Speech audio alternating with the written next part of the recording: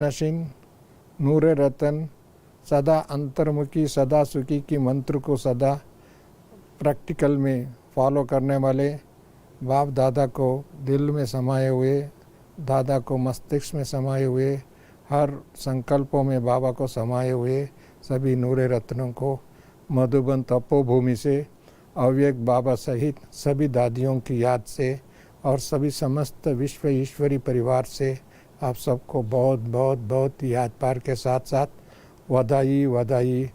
Corona बीमारी से मुक्त होने के लिए, भय से मुक्त होने के लिए, दुख से मुक्त होने के लिए, अभिमान और अपमान की चक्कर से मुक्त होकर के सदा स्वमान और सम्मान के पात्रधारी बनकर रहने वाले आप सबको मैं बहुत बहुत बधाई देता हूँ। इस समय सारे विश्व में मानव आत्माएं दुखी है और संकट में है, भयग्रस्त है, रोगग्रस्त है और पापग्रस्त है। ऐसी उसका दुष्परिणाम के रूप में अनेक प्रकार की विपत्ति, आपत्तियाँ और दुख आ रहा है। ऐसे समय पर हम सबको रक्षा करने का विधि है स्वरक्षक, कुल रक्षक, यज्ञ रक्षक, विश्व रक्षक बाबा ने पहले टाइटल दिया है। परंतु उससे रक्षा करने के लिए सबसे पहले सदा अंतर्मुखी रहना, अंतर यात्रा करना, प्रभु चिंतन करना। बाबा ने तीनों लोग, तीनों का याद करने के लिए और स्मृति स्वरूप स्थित होने के लिए, समर्थ स्थिति में स्थित होने के लिए याद की यात्रा सिखाया। ये ऐसी याद की यात्रा है, इसको कोई कोरोना भी टच नहीं कर सकता है और कोई बीमारी भी टच नहीं कर सकते, कोई भय भी नहीं आ सकता है, कोई बाहर से अंतर से सदा सेफ्टी है। इस नॉट कोरोना लॉकडाउन नहीं है, लॉक इन है।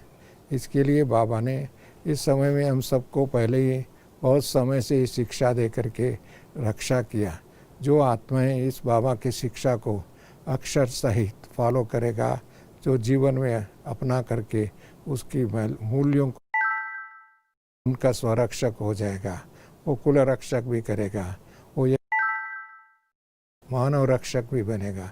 विश्व में नया संस्कृति, परंपरा, नया इतिहास, नया राज्य की स्थापना करने का कार्य में अग्रसर रहेगा।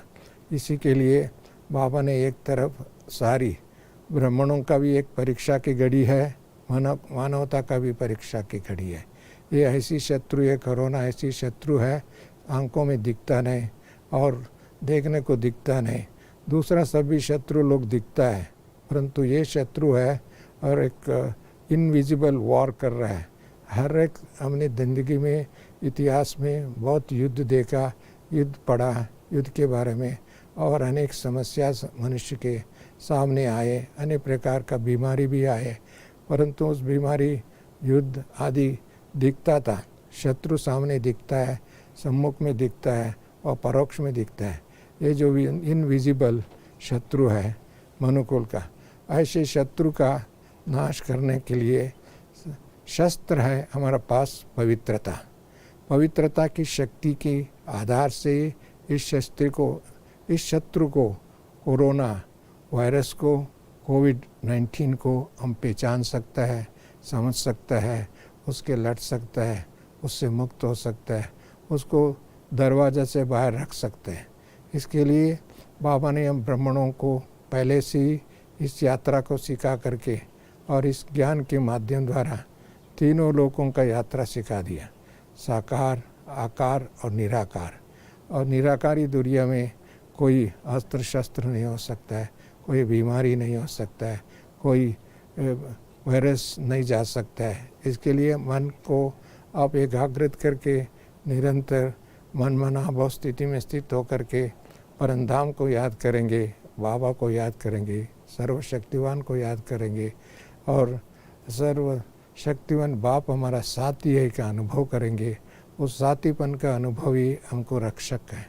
इसके लिए ऐसी रक्षक हमारा साथ है तो हमारा मुंह बंद रहे। बाबा ने पहले कहा था मीठे बोलो, मधुर बोलो, मधुरता की आधार से, परंतु अभी तो क्या बोलने का भी समय चले गया, याद की यात्रा रहने में समय आ चुकी है। इसके लिए भले सरकार और विज्ञानी लोग और साइंटिस्ट आदि हम सबको मुंह बंद करने के लिए सलाह दिया है। हम कपड़े से, अन्य साधनों से मुंह बंद करेंगे, परंतु ये तो हम बीमारी को एक तरफ दूर भगाने के लिए विधि है, बहुत अच्छी बात है। परंतु मन को बंद करना, व्यर्थ संकल्पों को बंद करना और दुश्मन को याद नहीं करना, दुश्मन से मुक्त होकर के ईश्वरीय गुणों को याद करना, शक्तियों को याद करना, वरदानों को याद करना, अपना घर को याद करना, अपने राजधानी को याद करना, अपने स्वमान को याद करना, अपनी निजी सेवा को याद करना। बाबा कहते हैं अमृत वेले उठ कर के मेरे साथ रूहान करो, मेरे गोद में आओ, मेरे बाहों में आओ, मेरे पास आओ। हम इसकी ऐसी यात्रा करेंगे, इस दुनिया क्या विश्व में किसी की कोने में भी ये बीमारी हमारे पास टच भी नहीं कर सकता है, देख भी नहीं सकते। इसके लिए बाबा ने ये सुझाव कहो, एक शिक्षा कहो, एक वरदान कहो, अंतरिक्ष यात्रा करने के लिए दिया हुआ। इस यात्रा में सारा यात्री बन कर के, एक गेस्ट बन कर, इस दुनिया का हम गेस्ट है। ये दुनिया अभी तो बाबा ने बहुत प्रकार की शिक्षा दे करके, अब तो इस दुनिया का गेस्ट है। और ये दुनिया भी कैसा है वो भी बाबा ने बहुत प्रकार की मुरली में वर्णन किया। अभी का सीज़न को बाबा ने अनेक बार मुरली में कहा, ये तो मृत्यु का सीज़न है। जैसे आम का सीज़न है, रेनी सीज़न है, गर्मी के सीज़न है, फसल का सीज़न है, ऐसे आज का दिन में देखा जाए मृत्यु का सीज़न है। ऐसे मृत्यु के सीज़न में हम भीत नहीं होवे, वह हम सबको घबरावे नहीं, हमारे अपनी शक्ति को सही दिशा में यूज़ करते हुए, हमारे बुद्धि को, बाबा ने दिया हुआ विद्या को सही दिशा में यूज़ करके, अपने संकल्पों को श्रेष्ठ बना करके निरंतर बाबा की याद की यात्रा में वज्र कवच धारण करके, जैसे महाभारत में अर्जुन को, हम सभी अर्जुन बन करके, योद्धा बन करके, अर्जुन को वज्र कवच का वरदान मिला था, इंद्र से वज्र कवच का वरदान मिला था। ऐसे पांडवों को अलग अलग वज्र कवच मिला था, अलग अलग कवच मिला था। ऐसे ही हम पांडव सेना हैं और नया दुनिया का स्थापित करने वाले और असुरी दुनिया को, असुरी संस्कृति को, असुरी प्रवृत्ति को, असुरी चिंतन को मुक्त करने वाले, ऐसी हम विश्व की नया विश्व को बनाने वाले, नया विश्व को स्थापित करने वाले, ऐसी आत्मा के सामने कोई भी समस्या आता है, हम उसको समस्या ठीक नहीं सकता है। ऐसी इसके लिए ना घबराना, ना चिंतित होना, परंतु एक बात तो करना है, हमको हर चीज़ को सफल करना। बाबा ने कहा था सफल करो, सफलता का मूर्ति बनो। सफलता हमारा जन्म सिद्ध अधिकार है, विजय हमारा जन्म सिद्ध अधिकार है, और विघ्न विनाशक हम खुद बनना, हम खुद ही। बाबा ने कहा था आप सब भी विघ्नेश्वर है, आप सब भी देवियाँ है, आप सभी शक्तियाँ है, आप सब भी विश्व परिवर्तन के बाप के साथ आप निमित्त बने हुए हैं। ऐसी निमित्त मात्र हम इस दुनिया में रह कर के सेवा अर्थ और भोग के लिए नहीं, योग के लिए, योग की विधि से हम इस दुनिया का भोगवाद, रोगवाद और आतंकवाद, समस्यावाद और मतभेद, इन सब से मुक्त हो जाना चाहिए। इसके लिए मुक्त होने के लिए सदा बाबा मुक्ति धाम का यात्रा दिलाया, जीवन मुक्ति के धाम का भी यात्रा दिलाया, उसका चरित्र सुनाया, उसका गुण सुनाया, उनका चाल चलन भी दिखाया, और ऐसी नक्शा हमारा सम्मुख में। जैसे हम ब्रह्मा बाबा को देखते हैं, ब्रह्मा बाबा, बाबा शिव बाबा भले बुढ़ापन में प्रवेश हुआ था। बाबा कहते हैं मैं इस शरीर बुढ़ापन है, बुढ़ा हूँ, परंतु मैं ऐसे विष्णु बनने वाला हूँ, मैं ऐसा कृष्ण बनने वाला हूँ, ऐसी नारायण बनने वाला हूँ, ऐसी विश्व मालिक बनने वाला हूँ। ऐसा सदा करीब 85 ईयर्स पहले ही बाबा का जब साक्षात्कार हुआ, अनुभव हुआ, शिव बाबा का प्रवेश हुआ और उनका अनुभव हुआ, निश्चय हुआ, तत्पश्चात बाबा ने अपने दुनिया को लात मार करके, अपने बिजनेस को छोड़ करके, अपनी संबंधी आदि सबको इन्होंने एक तरफ नमस्कार करते हुए बाबा का बन गया और विश्व का मालिक बनने की विधि में आगे चल पड़ा। आज हम जो भी देख रहे हैं उसका कारवान का साथ हम सभी जुड़ गए, उनका उसका भुजा बन गए, उनका नयन बन गए, उनका चरित्र बन गए, उनका कर्तव्य का चरित्र का स्वरूप हम बन गए। इसके लिए ब्रह्मा बाबा ने जिस कदम पर चल करके हिम्मत रखा, हम भी बाबा को फॉलो करते हुए हिम्मत थे बच्चे, मदद थे बाप का, जो वरदान दिया। जो हिम्मत रखता है उनको मदद करे, जो निश्चय करता है वो विजयी होता है, जो दृढ़ संकल्प करता है उनका सामने विजय माला गले का बन करके आता है।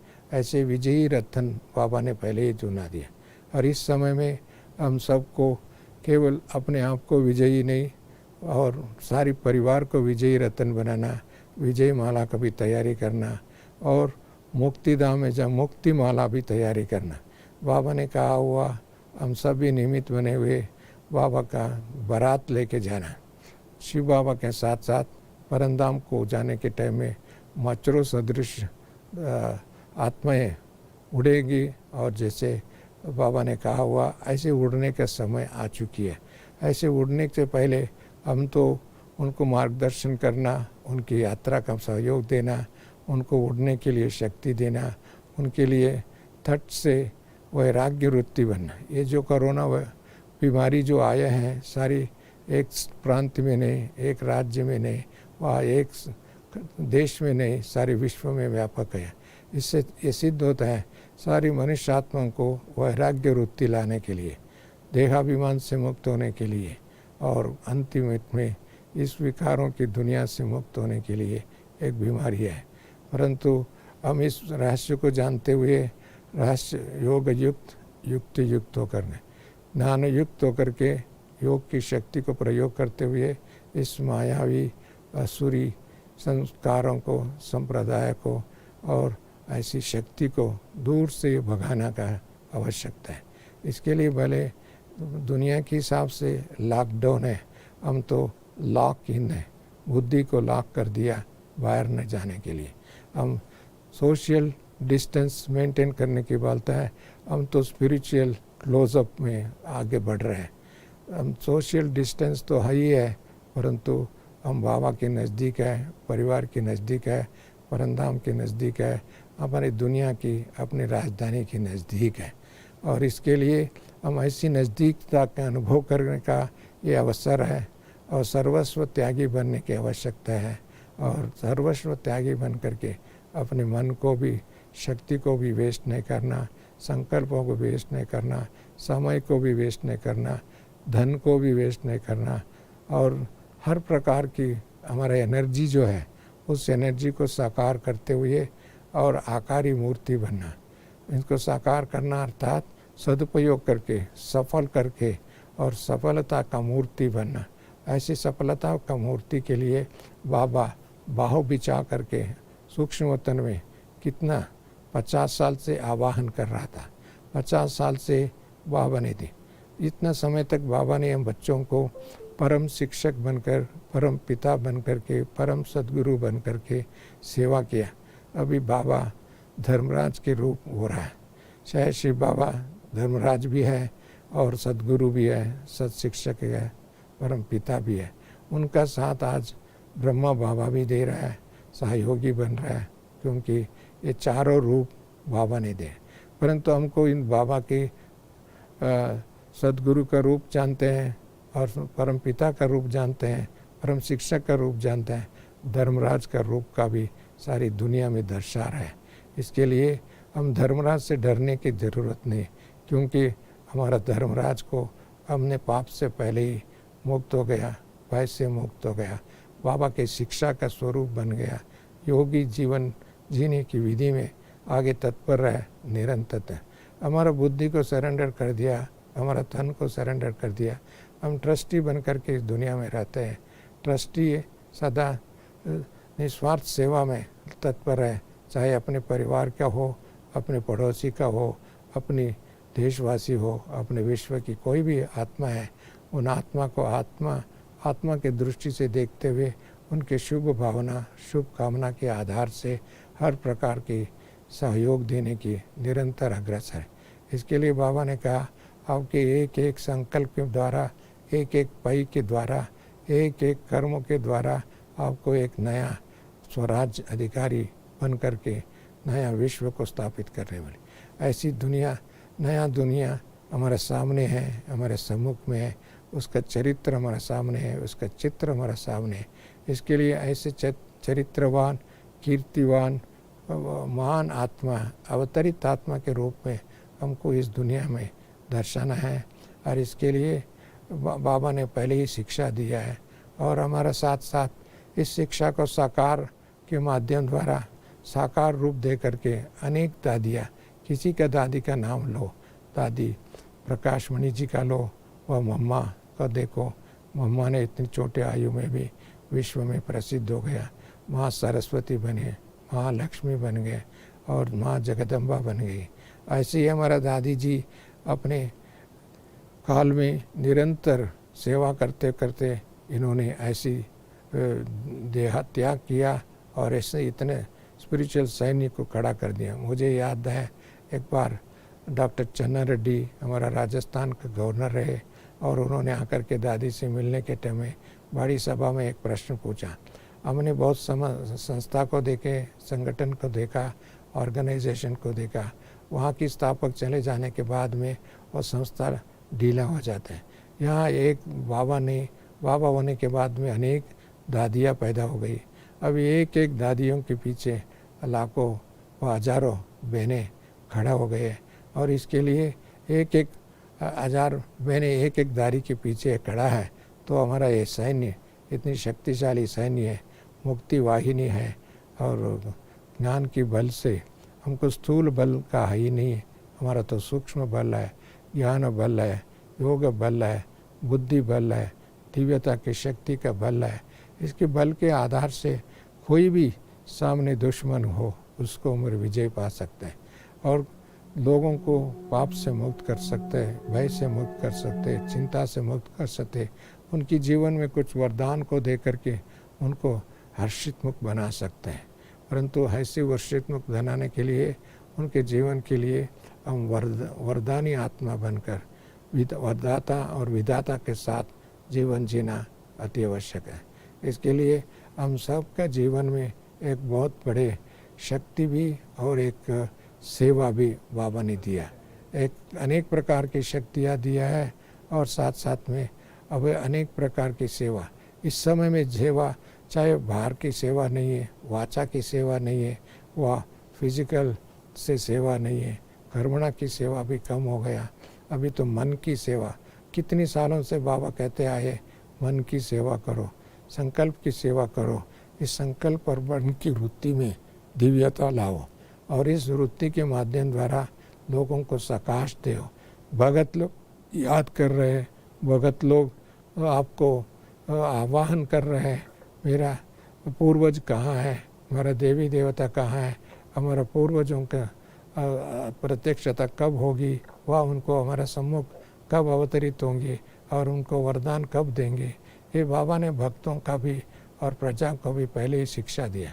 अभी ब्राह्मण परिवार के सभी भाई बहनों एक तरफ अपने आप को प्रत्यक्ष होने का भी समय है, बाबा की वरदानों का भी प्रत्यक्ष करने के समय है, बाबा ने जो दिया वह शिक्षा, उसका शिक्षा भी प्रत्यक्ष होने के समय है और हमारा कार्य, हमारा कर्तव्य, हमारा चरित्र उसको भी प्रत्यक्ष होता है।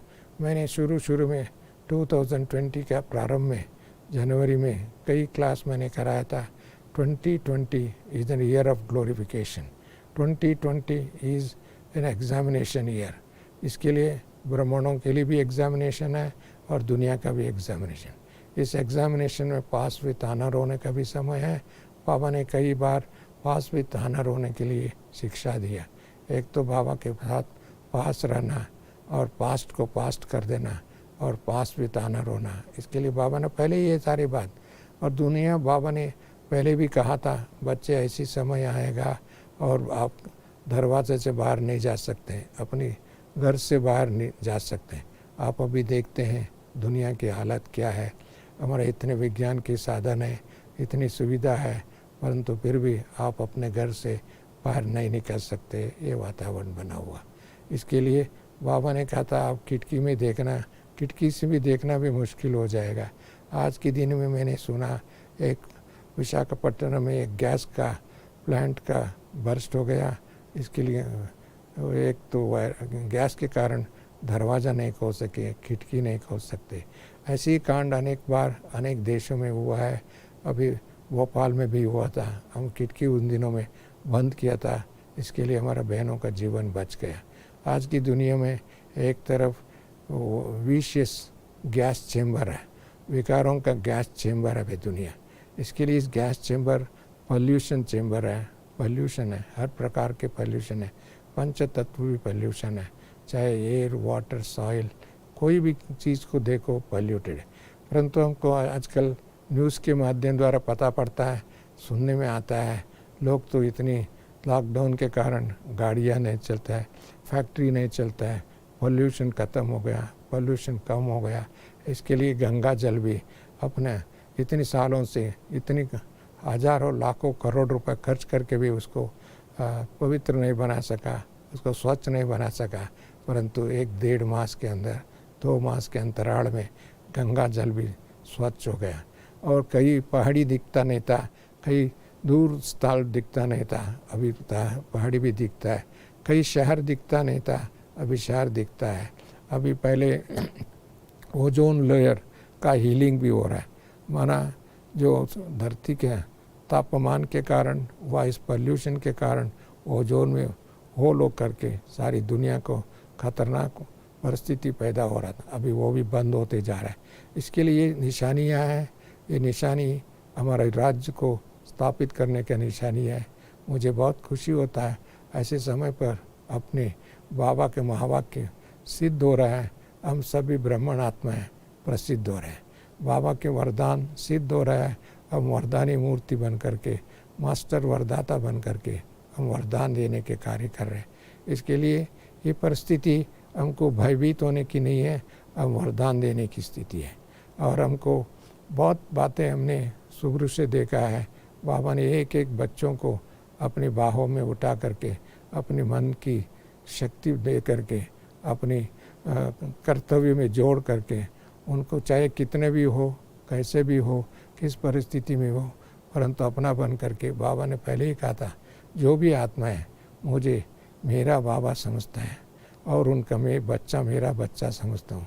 मेरा बच्चा होने के कारण बच्चे में कितनी भी कमी है उसको क्षमा करके, उनके ऊपर दयालु बन करके, कृपालु बन करके मैं वरदानों का वर्षा किया हूँ और उसका साक्षात्कार हो रहे हैं, अभी दिखाई दे रहे।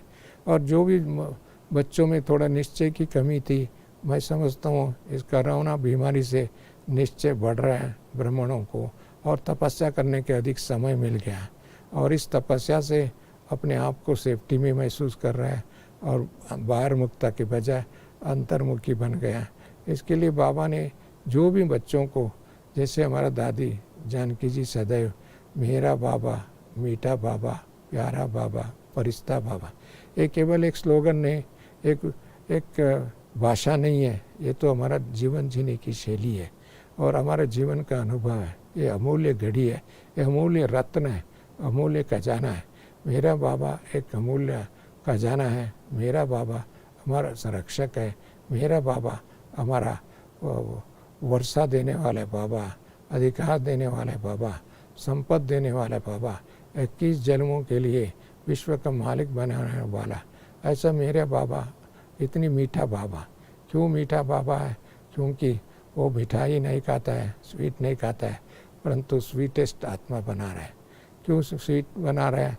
हम सबको ऐसी भाषा सिखा रहे हैं, क्रोध मुक्त, चिंता मुक्त, रोग मुक्त, भय मुक्त, और ऐसी मीठा खा करके लोग तो दुनिया में मिठाई, शुगर कंप्लेंट, शुगर की बीमारी से होता है। हम तो बाबा ने ऐसा मीठा बोल करके सबका दिल जीतने का और कितने भी कठिन परिस्थिति हो मुस्कुराते रहने का, क्योंकि इसके लिए ऐसी मीठा बाबा, प्यारा बाबा।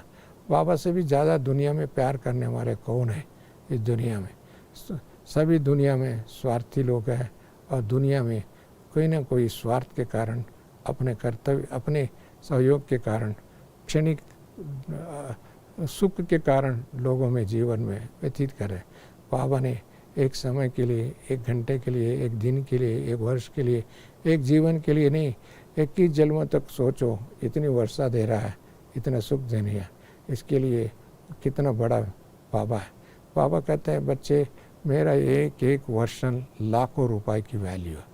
आपकी दुनिया में, आज की दुनिया में पैसे की क्या वैल्यू है, एक कागज़ की वैल्यू है, मट्टी का क्या वैल्यू है, एक मट्टी मकान है, दुकान है, सभी कुछ है।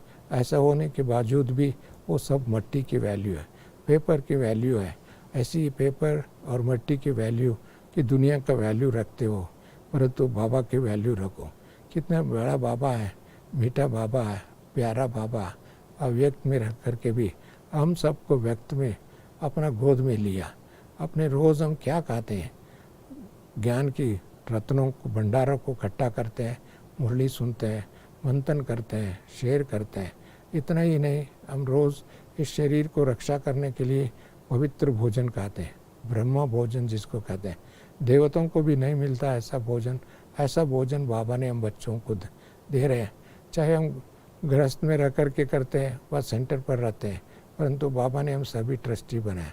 बाबा को अपना बाबा बनाया, अपना साथी बनाया, अपना सहयोगी बनाया।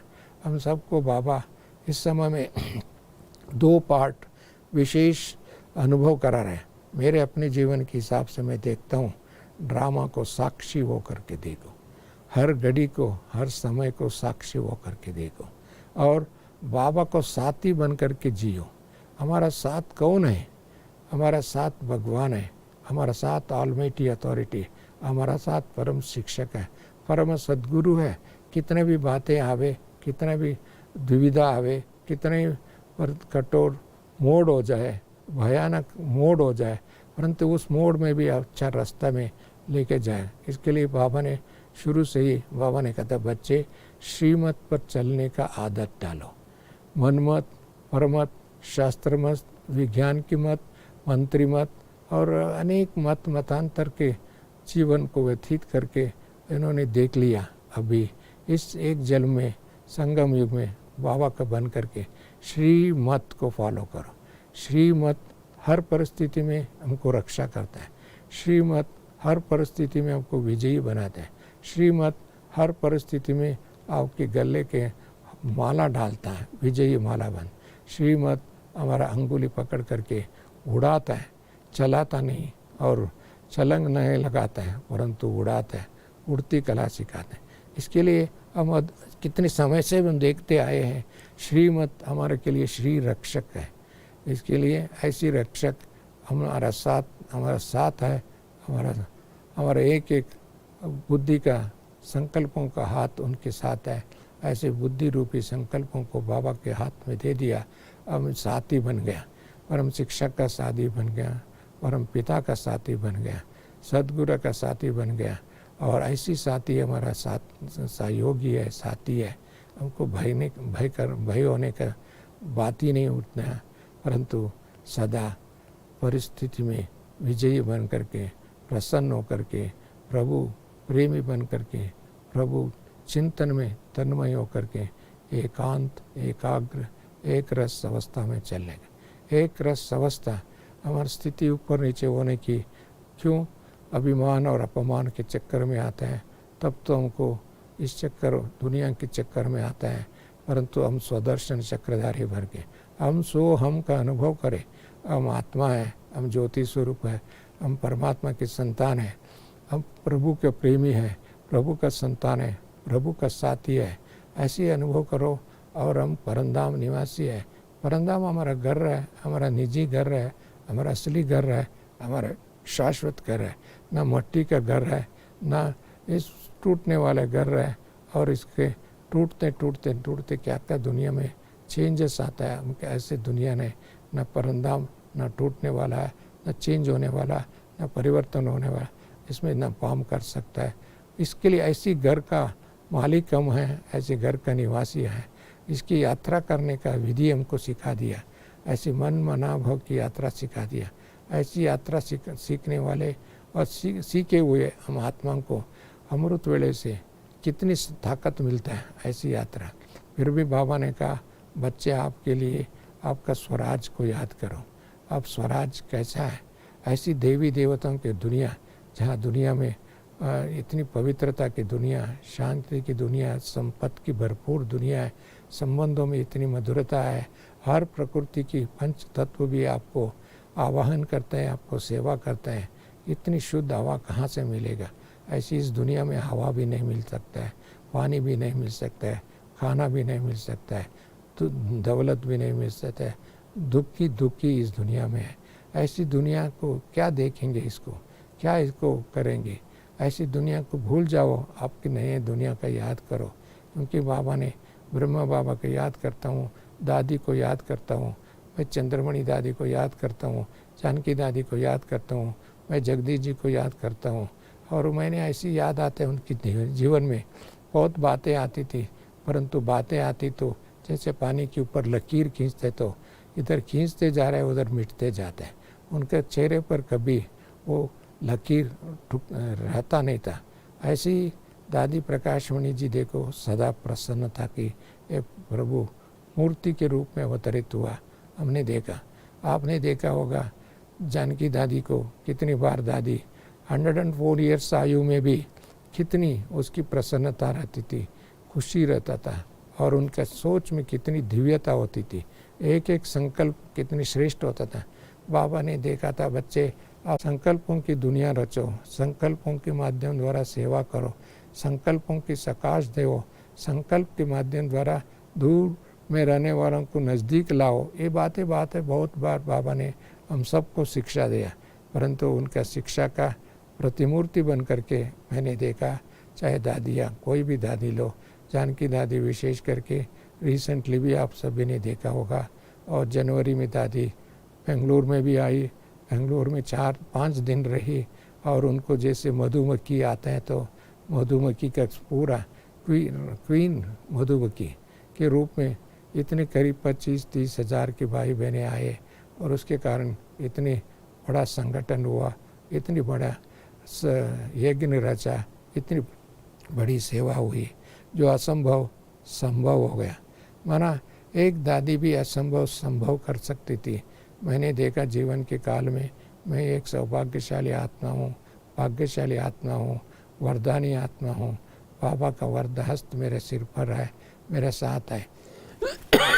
ऐसे वरदान बाबा ने दिया हुआ मैं सभी दादियों को, दादी प्रकाशमणि जी के साथ बहुत बार, अनेक बार देश में विदेश में भी यात्रा किया। मेगा प्रोग्राम, बड़े बड़े कॉन्फ्रेंस, बड़े बड़े वीआईपीस, देश के राष्ट्रपति से लेकर के, गवर्नर से लेकर के, मुख्यमंत्री से लेकर के, सबसे बाबा का दादी से मुलाकात करने का अवसर मिला। परंतु दादी के सामने मैंने ये भी देखा है, दादी के सामने कई चैलेंजेस आती थी, कई लोगों का समस्या आती थी, परंतु दादी सुनते हुए उनको 1 सेकंड में उसको समाधान देते, अपनी चेहरे से, प्रसन्नता से, अपनी दिव्य बुद्धि से उनको वरदान दे करके, उनको भी खुशी दे करके भेजती थी, कभी घबराती नहीं थी। और ऐसी दादी मैंने देखा, उनका जीवन शैली बहुत दिव्यता के भरपूर, एक दिव्यता की रानी का हो, दिव्यता का चक्रवर्ती का हो, ऐसे लगते थे। ऐसे ही हमारा अनेक दादियाँ आपने देखा होगा, हमारा चंद्रमणि दादी मैं इस समय में भी याद कर रहा हूँ, और चंद्रमणि उससे तो जोड़ो, वो भी तो ही है हमारा दादी हृदय पुष्पा दादी जी। हृदय पुष्पा दादी से हम सभी जन्म लिया। हृदय पुष्पा दादी को कन्नड़ा भाषा नहीं आता था और इंग्लिश नहीं आता था, हिंदी, परंतु ऐसे हृदय पुष्पा दादी से दृष्टि से सृष्टि, बाबा कहते हैं आपकी दृष्टि से सृष्टि करो। हमारा जन्म, मैं एक सबूत हूँ, मैं एक सच्चा पुत्र हूँ। मैं दादी को सदा ही कहता था क्वीन मदर, मैं कहता था। और ऐसी दादी जी की दृष्टि से मेरा जीवन एक अलौकिक जीवन बन गया, और उनको सदा मैंने देखा कितने प्रसन्न रहते थे। भले उनके सामने अनेक प्रकार की समस्या होती थी, और परंतु समस्या उनको टच नहीं करता था। उनकी मस्तिष्क को, उनकी बुद्धि को, उनकी संस्कार को, उनकी दिव्यता को व प्रभु प्रेम को मिटा नहीं सकते थे। ऐसी दादी हृदय पुष्पा दादी हमारा सबका दादी रह चुके, और उसके बीज डाला हुआ आज एक वटवृक्ष के रूप में इस कल्प वृक्ष के साथ साथ जोड़ करके कर रहे हैं। ऐसी दादियाँ मैं किस दादियों को दूँ? मैं चंद्रमणि दादी की बात हमने की, मनोहर दादी, ऐसी मनोहर दादी, आज के दिन में हमारा रतन मोहनी दादी हम सब का हेड है, इधर माउंट आबू में रहते हैं।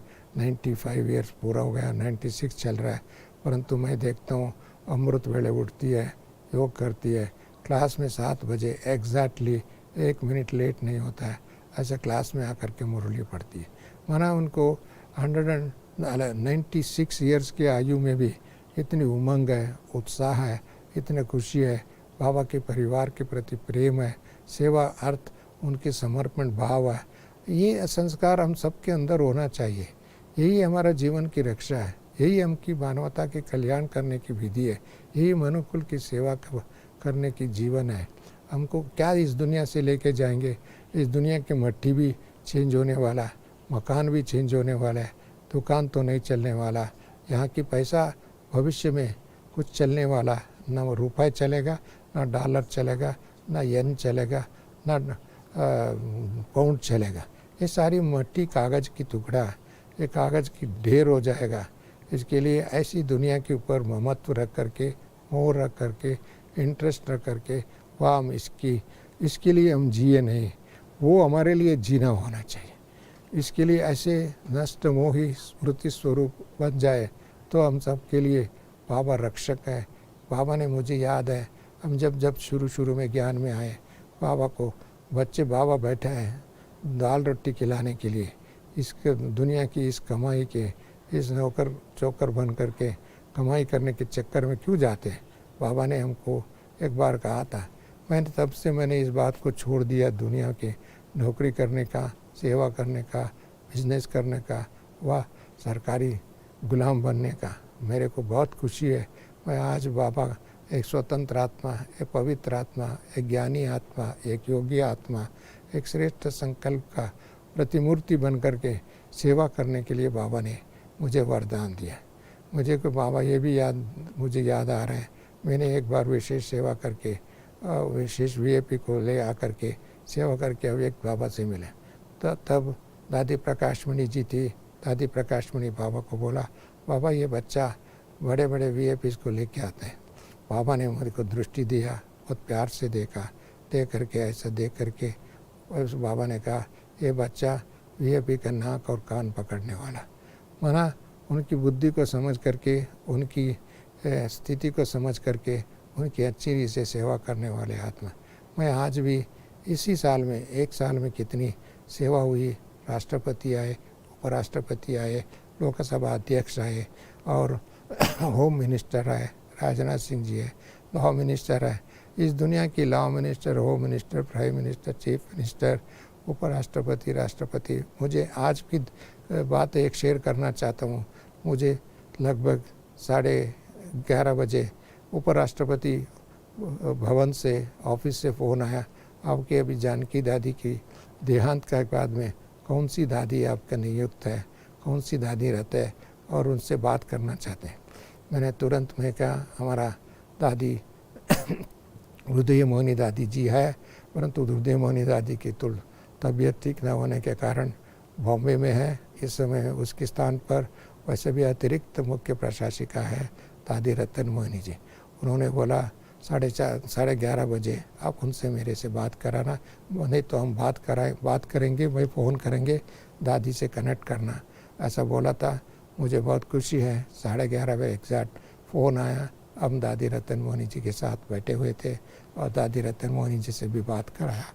मैंने एक देश की उपराष्ट्रपति खुद फ़ोन करके दादी जी की हालचाल पूछा, तबीयत के पूछा, संस्था कैसे चल रहे पूछा, और उनका 6 मास पहले जो आए थे उसने बोला, ये भी मुझे याद है, आप सबसे मैं 6 मास पहले मैं आकर के मिल के गया, और बोला दादी जी ने भी बहुत अच्छे बात सुनाई और हम सभी सुरक्षित है, हम सभी स्वस्थ है, हम सभी विश्व सेवा में संलग्न हैं, हम सबको योग सिखा रहे हैं, हम सबको कोरोना वायरस से जो भी विधि सरकार के माध्यम द्वारा नियुक्त किया है, वह गाइडलाइंस बने हुआ, इन सब को फॉलो करते हुए सभी सुरक्षित है। और भी दादी ने बहुत अच्छी बातें श्री वेंकैया नायडू जी को बताया। वो भी बहुत हर्षित होकर के, खुशी होकर के हाँ जी करते रहे, और लास्ट में भी दादी ओम शांति करके ब्लेसिंग दिया। उन्होंने भी ब्लेसिंग का शेयरिंग किया। मेरे कहने की भाव है, देखो तपस्या से क्या असंभव संभव नहीं है।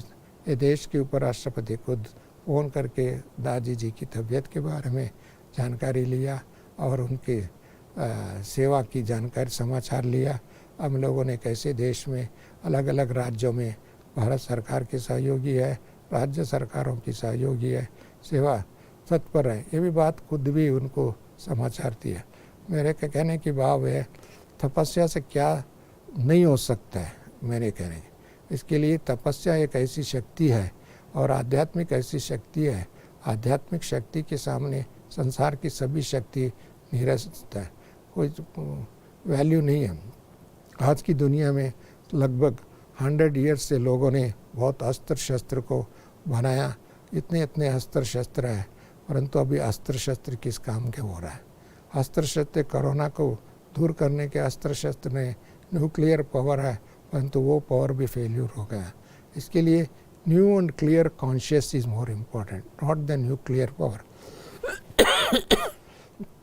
मैंने कई बार ये सोचता था, न्यूक्लियर पावर नहीं, न्यू एंड क्लियर कॉन्शियस है, वो पावर चाहिए, वो डिवाइन पावर चाहिए। डिवाइन पावर है तो इस अस्त्र शस्त्र ऑटोमेटिकली वेस्ट में जाएंगे। ऐसी समय हम देखने को अभी किसकी शक्ति ज़रूरत है, वह आशीर्वाद की ज़रूरत है, ब्लेसिंग्स की ज़रूरत है, शुभ संकल्प की ज़रूरत है, शुभ भावना की ज़रूरत है। यदि ये भावना शुभ संकल्प है तो सेवा भी कर सकता है और सेवा में सहयोग भी हाथ बढ़ा सकता है। इसके लिए जो दुनिया के अस्त्र शस्त्र का होड़ में संसार में सबको गरीब बना करके गरीबों की पैसा को अस्त्र शस्त्र में युद्ध तैयारी के लिए यूज़ किया था, आज वो कोई कोरोना को जीतने के लिए नहीं हो रहा है। इसके साथ साथ सारा पैसा बर्बाद हो गया। ऐसे देश आप देख रहे हैं, बड़े बड़े देश में, समृद्ध देश में इतनी बीमारी बढ़ रहा है, उसको बीमारी को ना नियंत्रण कर सकता है। मृत्यु बाबा ने पहले कहा था, एक बार बच्चे ऐसी परिस्थिति आ सकते हैं, परंतु उस परिस्थिति को जीतने के लिए मनोबल चाहिए। मेरे को देखता हूँ आज अमेरिका का देश में शव का संस्कार करने वाले नहीं मिल रहा है, सरकारी कई दिन रख करके उसको संस्कार करने के लिए। मेरे कहने की भाव ये हमारा धन है, दौलत है, हम कितनी पैसा रखा उसका वैल्यू नहीं, कितने हमारे पास डिग्री है उसके वैल्यू नहीं, जब तक हमारे अंदर डिविनिटी नहीं। जितनी हमारा जनप्रिय है वो जनप्रिय भी नहीं है। हम कितना प्रभु प्रेमी है, प्रभु का चरणों पर कितने हम शिक्षा पर अनुसार हम चल रहे हैं, वो इम्पॉर्टेंट है। इसके लिए सारी टेम्पररी चीज़ है, टेम्पररी चीज़ के ऊपर हम आस्था रख करके, विश्वास रख करके, ज़िंदगी को कुर्बान कर करके उसी कार्य के तत्पर होगा। ये एक तरफ मूर्खता है, एक तरफ बुद्धिहीनता है, मैं समझता हूँ। इसके लिए बाबा ने दिव्य बुद्धि दिया, दिव्य चक्षु दिया, दिव्य नेत्र दिया, और इनको यूज़ करते हुए दिव्यता को बढ़ाओ और दिव्यता का प्रतिमूर्ति बनो, दिव्य स्वरूप बन जाओ, देवता बन जाओ। ऐसी देवता बनने वालों को सदा बाबा भी नमस्कार करता है, हम भी बाबा को नमस्कार करते हैं, प्रकृति भी नमस्कार करते हैं, पशु पंक्षी प्राणी सभी उनको सत्कार करते हैं।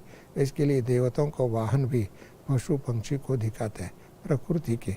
और ऐसी वाहन अभी ना प्लेन जा सकता है ना ट्रेन जा सकता है, आप सभी देखें, परंतु हमारा बुद्धि की यात्रा निरंतर चल सकता है, इसका कोई स्टॉप नहीं कर सकता है। ऐसी यात्रा करने वाले सर्वशक्तिवान बाप के साथ रहने वाले, दिव्य बुद्धि के प्रतिमूर्ति बनने वाले, ऐसी यात्रा करने वालों को मैं नतमस्तक हो करके प्रणाम करता हूँ, नमस्कार करता हूँ, ओम शांति करता हूँ। ओम शांति। जय भारत, जय मानव कुल, जय बाबा, नमस्ते।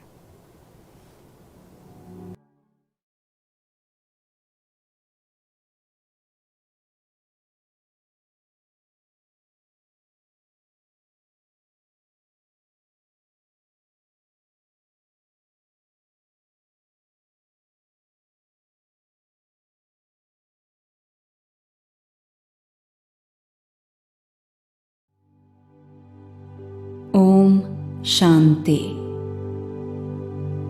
मैं आत्मा अपने आप को इस शरीर में ब्रेन के मध्य में हाइपोथैलेमस और पिट्यूटरी ग्लैंड के बीच में चमकती हुई पॉइंट ऑफ लाइट के स्वरूप में देख रही हूं।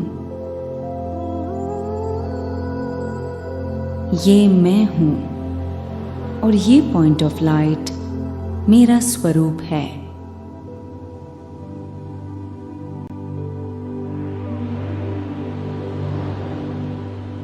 अभी मैं आत्मा अनुभव कर रही हूं कि इस अकाल तख्त पर मैं आत्मा मेरे परम पिता परमात्मा के साथ कंबाइंड हूं।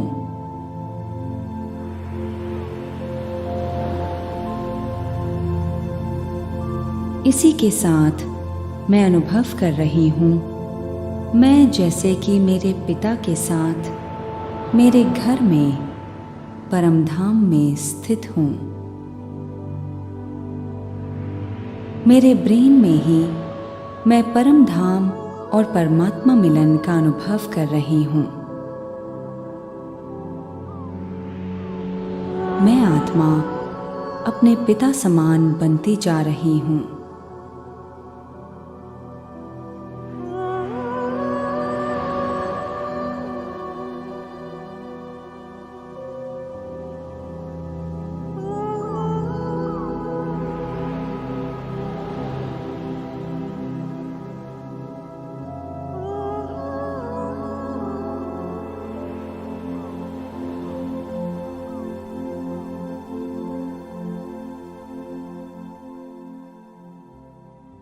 ओम शांति।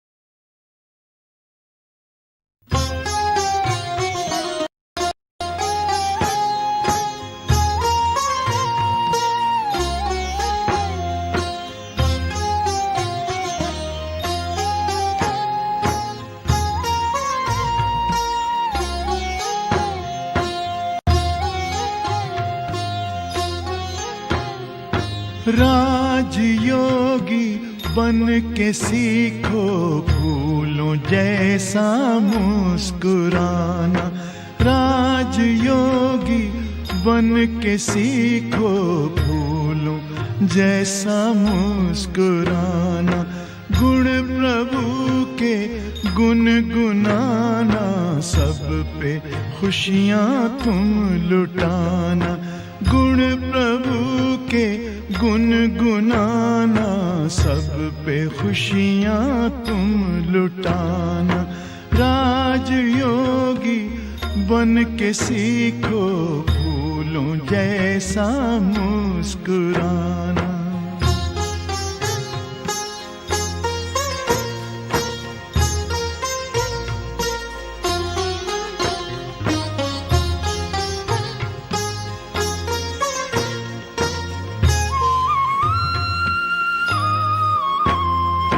जय पराजय सुख दुख संसार सागर की लहर है।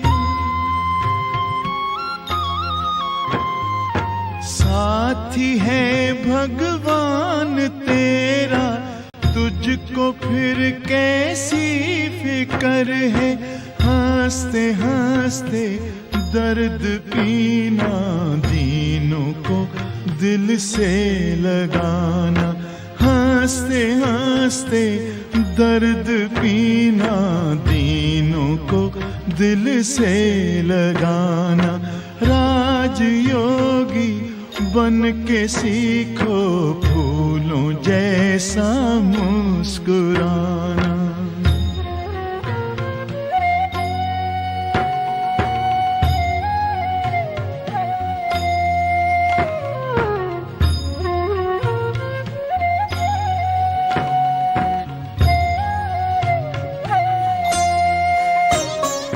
लाल बिछुड़े शिव पिता से पास लाके तू मिला दे।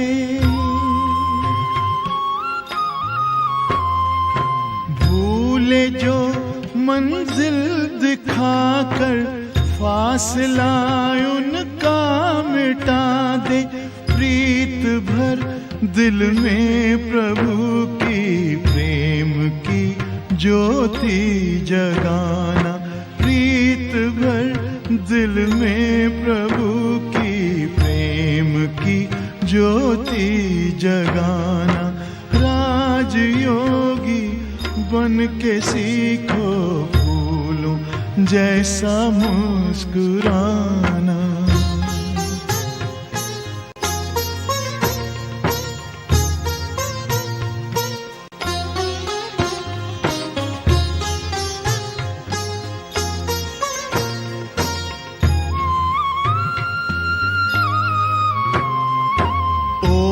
से कब प्यास बुझती, प्यासा है ये विश्व सारा।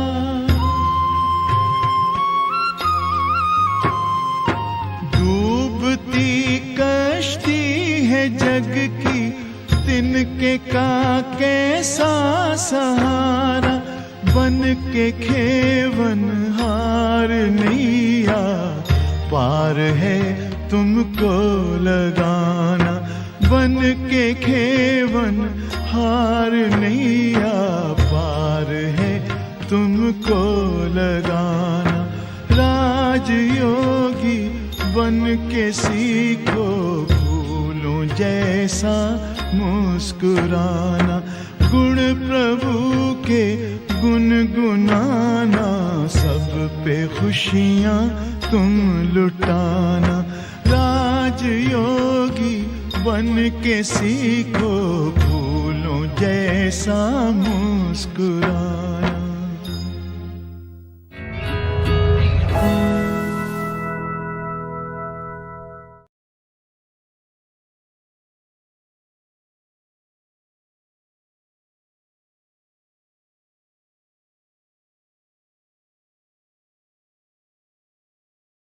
ओम शांति, ओम शांति और नमस्ते। सर्व ಬ್ರಹ್ಮಣ ಕುಲಭೂಷಣ್ ಬಾಬ್ ದಾದಾ ರವರ ದಿಲ್ ತಕ್ತ ನಶೀನರಾಗಿರ್ತಕ್ಕಂಥ ಬಾಬಾರವರ ಹೃದಯಮಣಿಗಳು, ಕಣ್ಮಣಿಗಳು, ಬಾಬಾರವರ ಬಾಹುಗಳಲ್ಲಿ ಸಮಾವೇಶಗೊಂಡಿರ್ತಕ್ಕಂಥವರು ಆಗಿರ್ತಕ್ಕಂಥ ಎಲ್ಲ ಬ್ರಹ್ಮಣ ಕುಲಭೂಷಣರಿಗೆ ಮಧುಬನದ ತಪೋಭೂಮಿಯಿಂದ ಅವ್ಯಕ್ತ ಬಾಬಾ ಸಹಿತ ಸರ್ವ ದಾದಿಗಳ ಹಾಗೂ ಸರ್ವ ಬ್ರಹ್ಮಣ ಕುಲ ಆತ್ಮಗಳ ಮತ್ತು ವಿಶ್ವದ ಎಲ್ಲ ಆತ್ಮಗಳ ಪರವಾಗಿ ನಾನು ಯಾತ್ಪ್ಯಾರು ಅವರು ತಿಳಿಸಿದ್ದಾರೆ. ಶುಭ ಕಾಮನೆಗಳನ್ನು, ಶುಭ ಭಾವನೆಗಳನ್ನು ತಿಳಿಸಿದ್ದಾರೆ.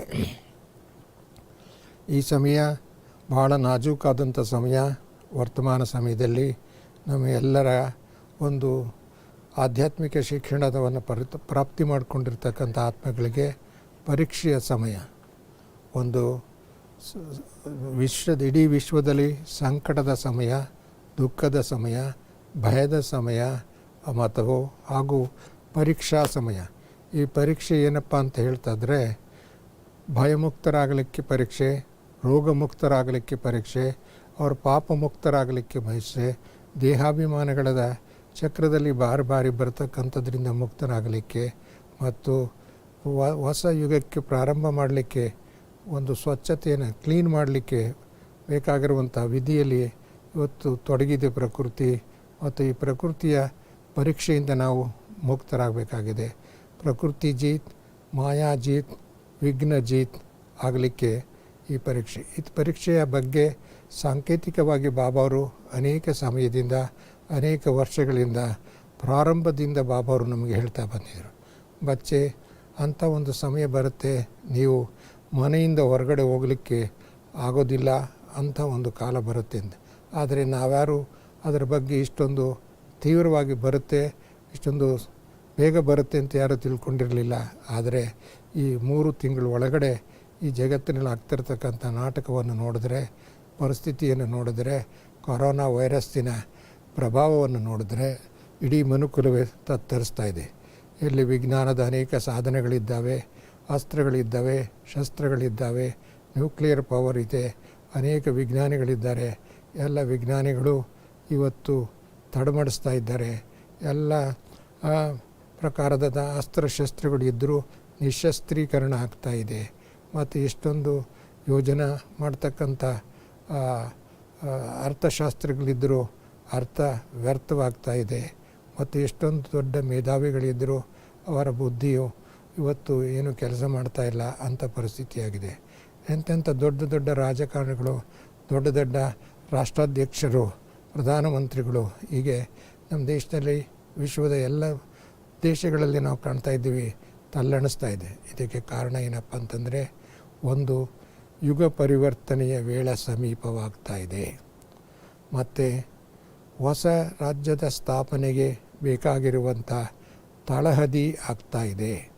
ಮೂರನೇದಾಗಿ ಎಲ್ಲ ಪ್ರಭು ಪ್ರೇಮಿ ಆತ್ಮಗಳಿಗೆ ತಾವು ಪುನಃ ಮಾಯೆಯಿಂದ ಮುಕ್ತರಾಗಲಿಕ್ಕೆ, ಅಜ್ಞಾನದಿಂದ ಮುಕ್ತರಾಗಲಿಕ್ಕೆ, ದೇಹಾಭಿಮಾನದಿಂದ ಮುಕ್ತರಾಗಲಿಕ್ಕೆ, ಭಯದಿಂದ ಮುಕ್ತರಾಗಲಿಕ್ಕೆ, ಸ್ವಾಭಿಮಾನದಲ್ಲಿ ಸ್ಥಿತರಾಗಲಿಕ್ಕೆ, ಅಂದರೆ ಆತ್ಮಾಭಿಮಾನಿಗಳಾಗಿರಲಿಕ್ಕೆ, ಜ್ಯೋತಿ ಸ್ವರೂಪದವನ್ನು ಧಾರಣೆ ಮಾಡಲಿಕ್ಕೆ, ನಿರಂತರ ನಾನು ಆತ್ಮ, ನಾನು ಪರಮಾತ್ಮನ ಸಂತಾನ, ನಾನು ಪರಂಧಾಮ ನಿವಾಸಿ, ನಾನು ತ್ರಿಕಾಲದರ್ಶಿ, ನಾನು ತ್ರಿಲೋಕಿನಾಥ, ನಾನು ನಯ ವಿಶ್ವದ ಮಾಲೀಕ, ಸತ್ಯುಗದ ಮಾಲೀಕ ಅನ್ನುವಂಥ ಸ್ಮೃತಿಯನ್ನು ಬಾಬಾವರು ಏನು ಕೊಟ್ಟಿದ್ದಾರೆ, ಆ ಅನುಭವಗಳನ್ನು ಮಾಡಿ ಅಂತರ್ಯಾತ್ರೆಯನ್ನು ಮಾಡ್ತಕ್ಕಂಥ ಬಾಬಾವರು ಅಂತ ಹೇಳಿದ್ರು, ಅಂತರ್ಮುಖಿ ಸದಾ ಸುಖಿ. ಯಾರು ಅಂತರ್ಮುಖಿಗಳಾಗಿದ್ದಾರೋ ಅದು ಸದಾ ಸುಖಿಗಳು. ಇವತ್ತು ನಾವು ಕರೋನಾ ವೈರಸ್ಸಿನಿಂದ ಮುಕ್ತರಾಗಲಿಕ್ಕೆ ಅಥವಾ ಅದರ ಪ್ರಭಾವದಿಂದ ಮುಕ್ತರಾಗಲಿಕ್ಕೆ ನಾವು ಮುಖ ಮುಚ್ಕೊಳ್ತೀವಿ. ಆದರೆ ಅದಲ್ಲ, ಸಂಕಲ್ಪಗಳ ವ್ಯರ್ಥ ಸಂಕಲ್ಪಗಳಿಂದ ಮುಕ್ತರಾಗಿರಬೇಕು. ಮತ್ತು ಸದಾ ಮನ್ನು ಮತ್ತು ಬುದ್ಧಿ ಮತ್ತು ಸಂಸ್ಕಾರ ಬಾಬಾರಿಗೆ ಸಮರ್ಪಿತವಾಗಿರಬೇಕು. ಎಲ್ಲಿ ಮನ್ ಜಾಯ್ ಅಲ್ಲೂ, ಎಲ್ಲಿ ಮನಸ್ಸು ಹೋಗುತ್ತೋ ಅಲ್ಲಿ ತನು ಹೋಗುತ್ತೆ, ಅಲ್ಲಿ ಸರ್ವಶಕ್ತಿಗಳು ಹೋಗ್ತವೆ, ಅಲ್ಲಿ ಸಮಯ ಹೋಗುತ್ತೆ. ಆದರೆ ಮನಸ್ಸಿನ ಸ್ಥಿತಿಯನ್ನು ಶಕ್ತಿಶಾಲಿಯನ್ನಾಗಿ ಮಾಡಬೇಕು, ಪ್ರಭು ಅರ್ಪಣೆಯಾಗಿರಬೇಕು, ಸಮರ್ಪಣೆಯಾಗಿರಬೇಕು. ಅಂಥ ಒಂದು ಅರ್ಪಣೆಯನ್ನು ಮಾಡತಕ್ಕಂಥದಕ್ಕೆ ಮಾಡುವ ವಿಧಿ ಅಂದರೆ ಯೋಗ. ಆ ಯೋಗವನ್ನು ಬಾಬಾರು ಕಲಿಸ್ಕೊಟ್ಟಿದ್ದಾರೆ. ಆ ಕಲಿಸ್ಕೊಟ್ಟಿರೋ ಯೋಗವನ್ನು ನಿರಂತರ ಅಭ್ಯಾಸ ಮಾಡಿಕೊಂಡು ಏಕ್ ಬಾಬ್ ದೂಸರಾನ ಕೊಯ್ ಅನ್ನುವಂಥ ಮಾತು ಬಾಬಾನ ಹೇಳಿದ್ದಾರೆ. ಮೇರಾ ಬಾಬಾ, ಮೀಠಾ ಬಾಬಾ, ವರಿಸ್ತಾ ಬಾಬಾ, ಶುಕ್ರಿಯಾ ಬಾಬಾ. ಹೇಗೆ ನಮ್ಮ ದಾದಿ ಜಾನಕಿಜಿಯವರು ನಿರಂತರ ಈ ಮಾತನ್ನು ತಮ್ಮ ಜೀವನದಲ್ಲಿ ಅಳವಡಿಸ್ಕೊಂಡಿದ್ದರು, ಅಭ್ಯಾಸ ಮಾಡಿಕೊಂಡಿದ್ದರು, ಆ ಸ್ಥಿತಿಯ ಸ್ವರೂಪವನ್ನು ಅನುಭವ ಮಾಡಿಸ್ತಿದ್ದರು. ಅಂಥ ಅದನ್ನು ನಮ್ಮ ಜೀವನದಲ್ಲಿ ಮಾಡಿಕೊಳ್ಳುವಂಥ ಒಂದು ಪ್ರೇರಣೆ ಈ ಸಮಯ ಕೊಟ್ಟಿದೆ. ನಮ್ಮೆಲ್ಲರಿಗೂ ಈ ಲಾಕ್ಡೌನಿನ ಪರಿಸ್ಥಿತಿಯೊಳಗೆ ಹೊರಗಡೆ ಹೋಗಂಗಿಲ್ಲ, ಅನೇಕ ಪ್ರಕಾರದಂಥ ವಿವಿಧ ಮುಖದ ಸೇವೆಯನ್ನು ಮಾಡೋಂಗಿಲ್ಲ. ಇದು ಅಂತರ್ಮುಖದ ಯಾತ್ರೆ ಮಾಡಬೇಕು, ಯೋಗ ಮಾಡಬೇಕು, ಮುರಳಿ ಕೇಳಬೇಕು, ಅಮೃತ ವೇಳೆ ಹೇಳಬೇಕು. ಅಮೃತ ವೇಳೆ ಬಾಬಾರಿಗೆ ಗುಡ್ ಮಾರ್ನಿಂಗ್ ಹೇಳದೆ ಜೊತೆಯೊಳಗೆ ಬಾಬಾರು ತನ್ನ ಕರಕಮಲ ಬಾಹುಗಳನ್ನು ಹಬ್ಬಿ ಕರೀತಾ ಇದ್ದಾನೆ. ಮೀಠೆ ಬಚ್ಚೆ, ಸಿಕ್ಕಿಲ್ಲದೆ ಬಚ್ಚೆ, ನೂರೇ ಬಚ್ಚೆ, ನೀವು ನನ್ನ ಬೆಳಗ್ಗೆ ಬನ್ನಿ, ನನ್ನ ಹತ್ತಿರ ಬನ್ನಿ, ನನ್ನ ಸಮೀಪದ ಬನ್ನಿ, ವಿಶ್ರಾಮ ಮಾಡಿ ಸೂಕ್ಷ್ಮವತನದಲ್ಲಿ ಬನ್ನಿ, ನಾವೆಲ್ಲ ಒಟ್ಟಿಗೆ ಕೂಡಿ ಮೂಲವತನಕ್ಕೆ ಪರಂಧಾಮಕ್ಕೆ ಹೋಗೋಣ ಅಂಥ ಒಂದು ಮಾತನ್ನು ಅನೇಕ ವರ್ಷಗಳಿಂದ ಬಾಬಾರು ತನ್ನ ಮುರಳಿಯಿಂದ, ತನ್ನ ಮೀಠಿ ಭಾಷೆಯಿಂದ, ಪ್ರೇಮದ ಭಾಷೆಯಿಂದ ತಿಳಿಸ್ತಾ ಬಂದಿದ್ದರು. ಈಗ ಅದನ್ನು ನಾವು ನಿರಂತರ ಅಭ್ಯಾಸ ಮಾಡಿ ಅದರ ಅಭ್ಯಾಸದ ಪ್ರತಿಮೂರ್ತಿಗಳಾಗಿ ಏಕ್ ಸೆಕೆಂಡ್ ಮೇ ಮುಕ್ತಿ, ಏಕ್ ಸೆಕೆಂಡ್ ಮೇ ಜೀವನ್ ಮುಕ್ತಿ. ಇದು ಬಾಬಾರು ಪ್ರಾರಂಭದ ದಿನಗಳಿಂದ ಬ್ರಹ್ಮ ಬಾಬರ ತನ್ನದಲ್ಲಿ ಪ್ರವೇಶವಾದಂದಿನಿಂದ ಈ ಮಾತನ್ನು ಬಚ್ಚೆ एक आंख में मुक्ति, एक आंख में जीवन मुक्ति, एक सेकंड में मुक्ति, जीवन मुक्ति का वरदान प्राप्त करने वाले मेरे मीठे बच्चे ಅಂತ ಹೇಳಿದರು. ಆದರೆ ಅದರ ಅನುಭವ ಮಾಡಿಕೊಳ್ಳಲಿಕ್ಕೆ ನಾವಿನ್ನೂ ಇಷ್ಟು ವರ್ಷಗಳನ್ನು ಕಳೆದರೂ ಸುಮಾರು 85 ವರ್ಷಗಳಿಗಿಂತ ಹೆಚ್ಚು ಈ ಯಜ್ಞ ಮುಂದುವರೆದಿದೆ. ಆದರೆ ವಿಶ್ವ ಸೇವಾ ಆಗಿದೆ. ಈಗ ಇನ್ನು ಭಾಳ ತೀವ್ರಗತಿಯಲ್ಲಿ ಆಗ್ತಾಯಿದೆ. ನಾವು ಪುರುಷಾರ್ಥದಲ್ಲಿ ಎಲ್ಲೋ ಮಂದಗತಿಯಲ್ಲಿದ್ವಿ, ಅಥವಾ ತಾಕ್ಷಾರ ಮಾಡ್ಕೊಂಡಿದ್ವಿ, ಅಥವಾ ಡೀಲಾಪನ್ನಾಗಿದ್ವಿ, ಅಥವಾ ನಾವು ಇನ್ನೂ ಸಮಯ ಇದೆ, ಭಾಳ ವರ್ಷ ಇದೆ ಅಂತೇಳಿ ತಿಳ್ಕೊಂಡಿದ್ವಿ. ಅಥವಾ ನಾವು ಬಾಬಾ ಅವರ ಮಹಾವಾಕ್ಯಕ್ಕೆ ಎಷ್ಟು ನಾವು ಬೆಲೆ ಕೊಡಬೇಕಾಗಿತ್ತೋ, ಎಷ್ಟು ಸನ್ಮಾನ ಕೊಡಬೇಕಾಗಿತ್ತೋ, ಎಷ್ಟು ನಮ್ಮ ಜೀವನದಲ್ಲಿ ಅದನ್ನು ಅಳವಡಿಸ್ಕೊಳ್ಬೇಕಾಗಿತ್ತೋ ಅದರಲ್ಲಿ ಸ್ವಲ್ಪ ಕಮ್ಮಿ ಇತ್ತು. ಅದಕ್ಕೆ ಬಾಬಾ ಅವರು ಅಥವಾ ಈ ಡ್ರಾಮಾ ನಮಗೊಂದು ಪರೀಕ್ಷೆಯನ್ನು ತಂದುಕೊಟ್ಟಿದೆ.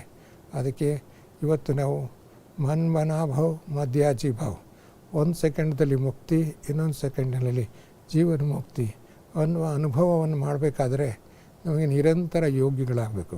ಆ ನಿರಂತರ ತಪಸ್ಸುಗಳು, ಅದಕ್ಕೆ ವೈರಾಗ್ಯದ ಭಾಳ ಮುಖ್ಯ.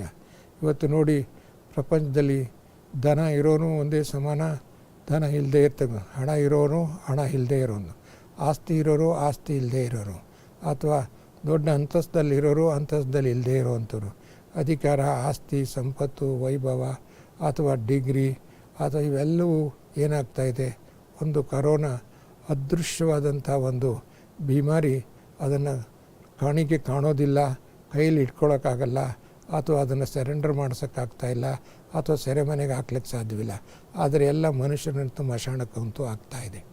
ಅಂಥ ಒಂದು ಬಿಮಾರಿಯನ್ನು ಇವತ್ತು ಈ ಮನುಷ್ಯನ ಕಂಡಿಡಿದ್ನೋ ಅದು ಪ್ರಕೃತಿ ದತ್ತವಾಗಿ ಬಂದಿರೋದು ಗೊತ್ತಿಲ್ಲ. ಆದರೆ ಒಬ್ಬರು ದೇಶಗಳು ಇನ್ನೊಬ್ಬರು ದೇಶದ ಮೇಲೆ ಈ ದೇಶದವ್ರು ಮಾಡಿ ಈ ವೈರಸ್ಸನ್ನು ಬಿಟ್ಟಿದ್ದಾರೆ ಅಂತ ಹೇಳಿ ಅವರ ಮೇಲೆ ಒಂದು ರೀತಿ ಆರೋಪಗಳಾಗ್ತಕ್ಕಂಥದ್ದೋ ಅಥವಾ ನಿಜವಾದಂಥ ಆರೋಪನೋ, ಅದು ಎರಡನೇ ಪ್ರಶ್ನೆ. ಆದರೆ ಈ ಬಿಮಾರಿ ಅನ್ನುವಂಥದ್ದು ಕಣ್ಣಿಗೆ ಕಾಣೋದಿಲ್ಲ, ಕಿವಿಗೆ ಕೇಳೋದಿಲ್ಲ. ಅದು ಇಡೀ ಎಲ್ಲ ಮನುಷ್ಯನಿಗೆ ಪ್ರತಿನಿತ್ಯ ಎಲ್ಲ ಟೆಲಿವಿಷನ್ಗಳಲ್ಲಿ, ಎಲ್ಲ ಪತ್ರಿಕೆಗಳಲ್ಲಿ, ಎಲ್ಲ ಮಾಧ್ಯಮಗಳಲ್ಲಿ ಅದರದೇ ಇವತ್ತು ಚಿತ್ರ ಬರ್ತಾಯಿದೆ, ಅಥವಾ ಅದರ ಚರಿತ್ರೆ ಬರ್ತಿದೆ, ಅದರ ರೂಪರಂಗಗಳನ್ನು ತಿಳಿಸ್ತಾ ಇದ್ದಾರೆ. ಕಾರಣ ಬಾಬಾರು ನಮಗೆ ಅನೇಕ ಸತಿ ಬಾಬಾರು ಹೇಳಿದರು, ಬಚ್ಚೆ ಐಸ ಸಮಯ ಆಗ ಅಪ್ಪ ಘರ್ ಸೆ ಬಾಹರ್ ನೈ ಜಾ ಸಕ್ತೆ, ನೀವು ಮನೆಯಿಂದ ಹೊರಗಡೆ ಹೋಗ್ಲಿಕ್ಕೆ ಸಾಧ್ಯವಿಲ್ಲ. ಇವತ್ತು ಲಾಕ್ಡೌನ್ ಆಗಿ ನಾವು ಮನೆಯಿಂದ ಹೊರಗಡೆ ಹೋಗ್ಲಿಕ್ಕೆ ಸಾಧ್ಯವಿಲ್ಲ, ನಮ್ಮ ಆಶ್ರಮದಿಂದ ಹೊರಗಡೆ ಹೋಗ್ಲಿಕ್ಕೆ ಸಾಧ್ಯವಿಲ್ಲ, ಹೊರಗಡೆ ಇರೋರು ಒಳಗಡೆ ಬರೋಕ್ಕೆ ಸಾಧ್ಯವಿಲ್ಲ. ಬಚ್ಚೆ ಐಸ ದಿನ ಆಗ आपको घर से बाहर नहीं जा सकते, ಮುರಳಿ ಸುನ್ನಿ ಕೆಲವಿ ನೈ ಜಾ ಸಕ್ತೆ ಅಂತ ಹೇಳಿ ಅನೇಕ ಸತಿ ಬಾಬಾರು ಹೇಳಿದರು. ಇವತ್ತು ಆ ಪರಿಸ್ಥಿತಿ ಬಂದಿದೆ. ಇವತ್ತಿನ ಪರಿಸ್ಥಿತಿಯೊಳಗೆ ನಾವು ವಿಜಯಿಗಳಾಗಬೇಕು ಅಂತಂದರೆ ನಮಗೆ ಬಾಬಾ ಮೊದಲೇ ಯೋಗ ಕಳಿಸ್ಕೊಟ್ಟಿದ್ರು, ಮೊದಲೇ ಜ್ಞಾನ ಕಳಿಸ್ಕೊಟ್ಟಿದ್ರು, ಮೊದಲೇ ತ್ರಿಲೋಕ ದರ್ಶನ ಮಾಡಿಸಿದ್ರು, ಮೊದಲೇ ತ್ರಿಕಾಲದರ್ಶಿಗಳನ್ನು ಮಾಡಿದರು. ಈ ತ್ರಿಕಾಲದರ್ಶಿಗಳಾಗಿರೋದ್ರಿಂದ ತ್ರಿಲೋಕದ ಜ್ಞಾನ ಗೊತ್ತಿರೋದ್ರಿಂದ ನಾವು ಆತ್ಮಾಭಿಮಾನಿ ಆಗೋದು ಸಹಜ. ನಾವು ಪರಂಧಾಮ ನಿವಾಸಿಗಳಾಗಿದ್ವಿ, ಪುನಃ ಆಗ್ತಾಯಿದ್ದೀವಿ. ಅದಕ್ಕೆ ಯಾತ್ರೆ ಮಾಡೋದೇ ಯೋಗ. ಮತ್ತು ಬಾಬಾವರು ನಮ್ಮನ್ನು ಕರ್ಕೊಂಡೋಗಕ್ಕೆ ಬಂದಿದ್ದಾರೆ, ನಮಗೆ ಪರಂಧಾಮಕ್ಕೆ ಕರ್ಕೊಂಡೋಗಕ್ಕೆ ಬಂದಿದ್ದಾರೆ, ಭರಾತನ್ನು ಕರ್ಕೊಂಡೋಗಕ್ಕೆ ಬಂದಿದ್ದಾರೆ. ಅದಕ್ಕೆ ನಾವು ಬಾಬಾರ ಅಂಗುಲಿ ಇಟ್ಕೊಂಡು ಅವರ ಶ್ರೀಮತವನ್ನು ರಕ್ಷಣೆ ಮಾಡ್ತಾ ಅಥವಾ ಫಾಲೋ ಮಾಡ್ತಾ ಅವರ ಶ್ರೀಮತದ ಹೆಜ್ಜೆ ಹೆಜ್ಜೆಗೂ ಅನುಕರಿಸ್ತಾ ನಾವು ಬಾಬಾರ ಜೊತೆ ಒಳಗೆ ಬಾಬಾರ ಬಾಹುಗಳಲ್ಲಿ ಬಾಬಾರ ಅಂಗಸಂಗದಲ್ಲಿ ಇರುವಂಥ ಅಭ್ಯಾಸವಾದರೆ ಬಾಬಾರ ಸಂಸ್ಕಾರವೇ ನಮ್ಮ ಸಂಸ್ಕಾರ, ಬಾಬಾರ ಶಿಕ್ಷಣವೇ ನಮ್ಮ ನಿಜ ಸ್ವರೂಪ ಅಥವಾ ನಮ್ಮ ನಿಜ ದೈವಿ ಗುಣಗಳು ಅಥವಾ ನಿಜ ಆಭರಣಗಳಾಗಿ ಕಾಣಿಸ್ತವೆ. ಇನ್ನು ಜಗತ್ತಿನಲ್ಲಿ ಆಭರಣ ತಟ್ಕೊಂಡು ಒಳ್ಳೆ ಬಡೆ ವಸ್ತ್ರಗಳನ್ನು ತಟ್ಕೊಂಡು ಒಳ್ಳೆ ಮನೆ ಕಟ್ಕೊಂಡಿದ್ದು ಇವೆಲ್ಲವೂ ಇದ್ದರೂ ಸಹ ಏನು ಪ್ರಯೋಜನವಾಗ್ತಾಯಿಲ್ಲ. ಅದಕ್ಕೆ ಇವೆಲ್ಲ ಮಟ್ಟಿ ಸಮಾನ ಅಂತ ಬಾಬಾರು ಹಿಂದೆ ಹೇಳಿದರು. ಆ ಮಟ್ಟಿ ಸಮಾನ ಇವತ್ತು ಮನುಷ್ಯನಿಗೆ ಬಾಬಾರು ಹಿಂದೆ ಹೇಳಿದರು.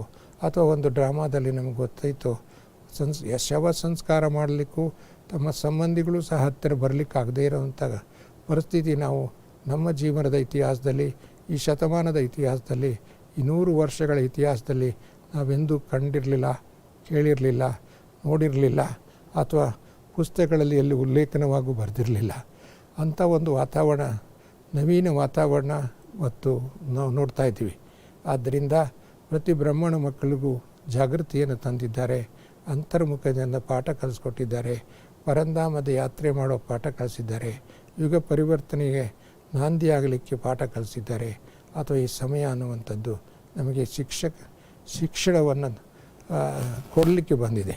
ಶಿಕ್ಷೆ ಕೊಡಲಿಕ್ಕಲ್ಲ, ಶಿಕ್ಷೆ ಕೆಲವ್ರಿಗೆ ಶಿಕ್ಷೆ ಆಗಿರುವುದು ಯಾರಿಗೆ ದೇಹಾಭಿಮಾನದಲ್ಲಿರ್ತಕ್ಕಂಥವ್ರಿಗೆ, ಅಥವಾ ವೃತ್ತಿಗೆ ಭಯಪಡ್ತಕ್ಕಂಥವ್ರಿಗೆ, ಅಥವಾ ಮೋಹ ಮಾಯೆಯಲ್ಲಿ ಸಿಕ್ಕಿರ್ತಕ್ಕಂಥವ್ರಿಗೆ, ಧನ ಮೋಹ ಅಥವಾ ಸಂಬಂಧಿಗಳ ಮೋಹ, ಪ್ರಕೃತಿಯ ಮೋಹ, ಹೀಗೆ ಮೋಹ ಮಾಯೆಯಲ್ಲಿ ಸಿಕ್ಕಿರ್ತಕ್ಕಂಥವ್ರಿಗೆ ಅದು ಶಿಕ್ಷೆ ಆಗ್ಬೋದು. ಆದರೆ ನಮಗೆ ಇದು ಶಿಕ್ಷಣ, ಇದಕ್ಕೆ ರಕ್ಷಣೆ, ಇದು ನಮಗೆ ಮುಕ್ತಿಯ ಪಾಠ, ಇದು ನಮಗೆ ಜೀವನ ಮುಕ್ತಿಯ ಅನುಭವ ಮಾಡ್ತಕ್ಕಂಥ ವಿಧಿಯನ್ನು ಕಲಿಸ್ಕೊಡುವಂಥದ್ದು ಅಂತ ನನ್ನ ದೃಷ್ಟಿಯಲ್ಲಿ ಪ್ರತಿಯೊಬ್ಬ ಬ್ರಾಹ್ಮಣರೆಲ್ಲ ಅನುಭವ ಮಾಡ್ತಿದ್ದಾರೆ ಅಂತ ಅನಿಸುತ್ತೆ.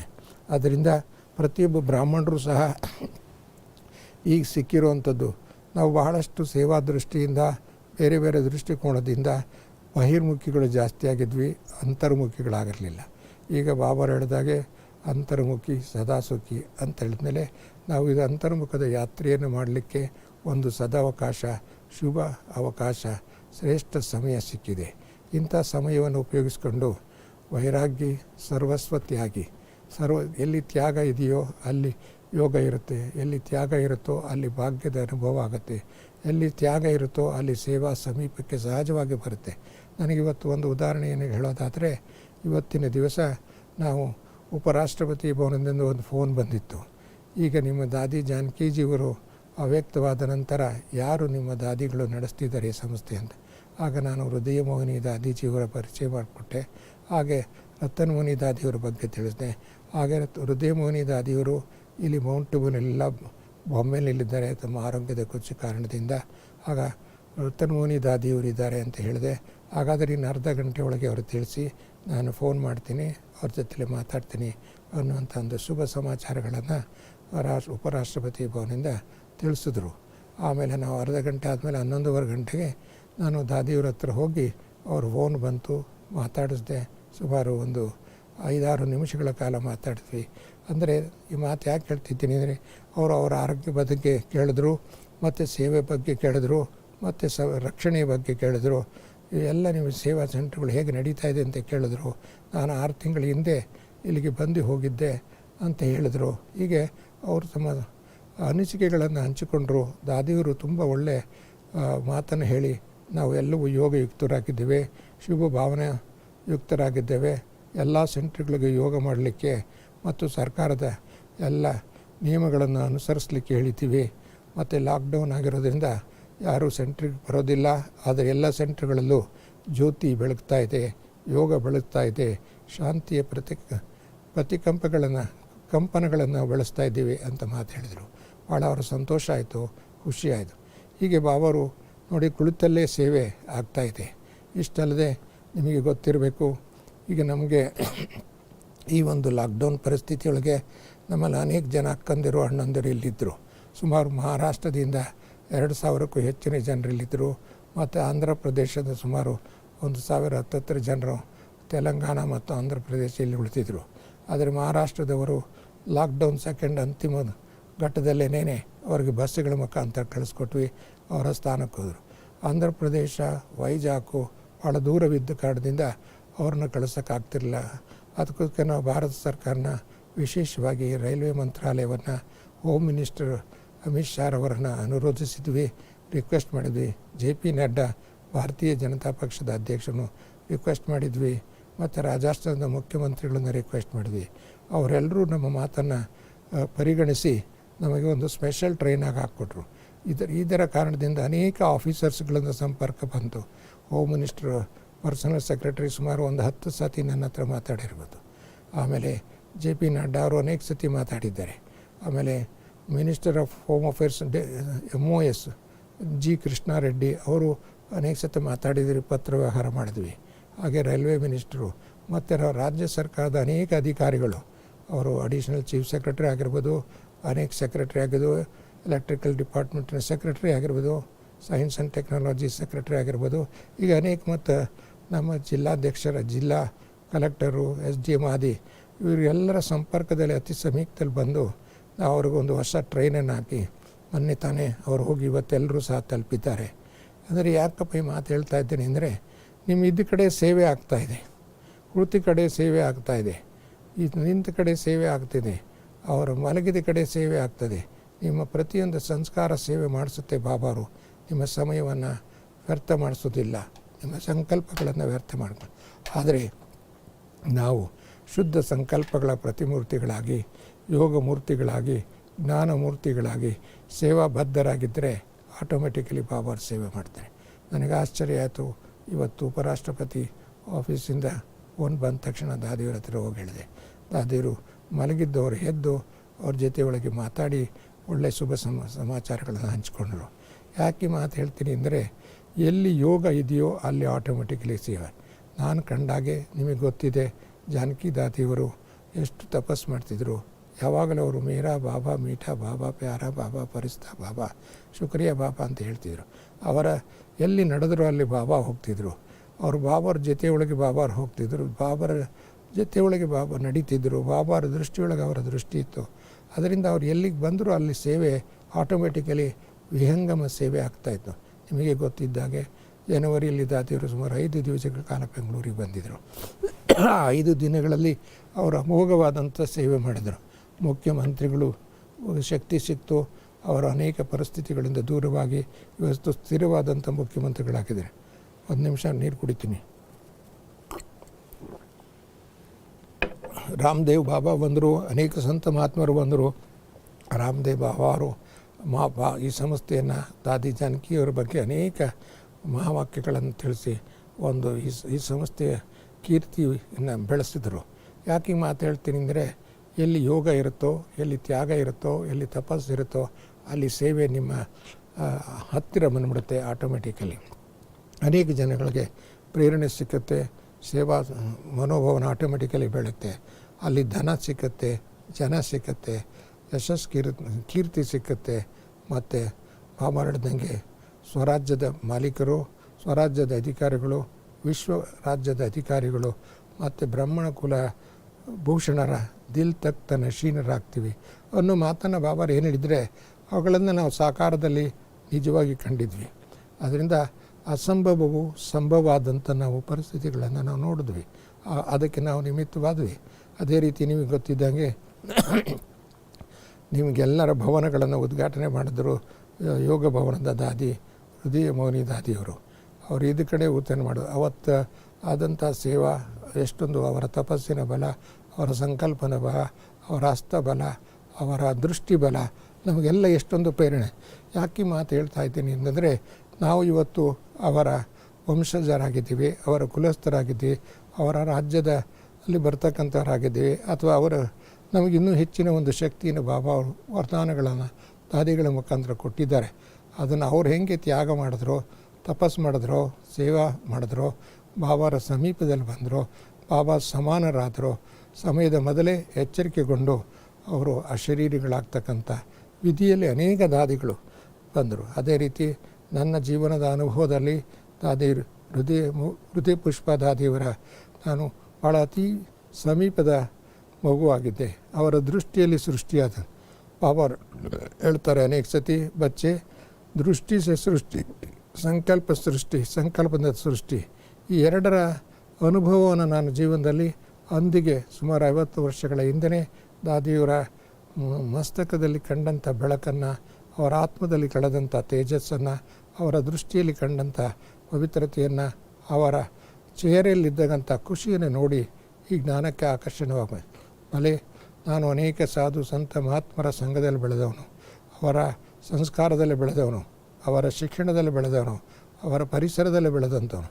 ಆದರೆ ಅವರೆಲ್ಲರಿಗಿಂತ ಹೆಚ್ಚಿನ ಪ್ರಭಾವ ನನ್ನ ಮೇಲೆ ಮಾಡಿದಂಥದ್ದು ಹೃದಯ ಪುಷ್ಪ ದಾದಿಯವರು. ಇವತ್ತಲೂ ಅವ್ರು ನೆನಪು ಮಾಡಿದ್ರೆ ನನಗೆ ಕಣ್ಣುಗಳಲ್ಲಿ ಆನಂದ ಬರುತ್ತೆ, ಖುಷಿ ಬರುತ್ತೆ. ಅಂದರೆ ಅಂದಿಗೆ ಆಗಲೇ ಅವರಂಥ ಒಂದು ಶಕ್ತಿಯನ್ನು ಪ್ರಾಪ್ತಿ ಮಾಡಿಕೊಂಡಿದ್ದರು. ಅಂಥ ಒಂದು ಕುಲದಲ್ಲಿ ನಾವು ಹುಟ್ಟಿ ಬೆಳೆದು ಬಾಬಾರನ್ನು ಪ್ರಾಪ್ತಿ ಮಾಡ್ಕೊಂಡಿದ್ದೀವಿ. ಅಂತ ಬಾಬಾರನ್ನು ಪ್ರಾಪ್ತಿ ಮಾಡ್ಕೊಂಡಿರೋದಕ್ಕೆ ಅವ್ರು ಯಾತಕ್ಕಪ್ಪ ಅಂದರೆ ಅವರಲ್ಲಿ ತುಂಬ ತ್ಯಾಗ ಇತ್ತು. ಒಂದು ಮಧುಬನದಿಂದ ಬಂದ ಅಂದಿನ ಕಾಲದಲ್ಲಿ ಟೋಸಾ ಸ್ಪಿರಿಚುವಲ್ ಕ್ಯಾಪ್ಸಲ್ ಅಂತ ಹೇಳಿ ಕರಿತೀವಿ ತಂದರೆ ಅದನ್ನು 3 ಭಾಗ ಮಾಡಿ ಒಂದೊಂದು ಭಾಗವನ್ನು ಒಬ್ಬೊಬ್ಬರಿಗೂ ಕೊಟ್ಟು ಪ್ರಸಾದ ಅಂತೇಳಿ ಕೊಡ್ತಿದ್ರು. ಅಂದರೆ ಪ್ರಸಾದದ ಬಗ್ಗೆ ಎಷ್ಟು ಅವರಲ್ಲಿ ಕಳಕಳಿ ಇತ್ತು, ಮಮತೆ ಇತ್ತು, ಅಥವಾ ವಿಶ್ವಾಸ ಇತ್ತು, ಅದಕ್ಕೆ ವ್ಯಾಲ್ಯೂ ಇತ್ತು ಅಂತ ನಮಗೆ ಗೊತ್ತಾಗ್ತದೆ ಇವತ್ತು.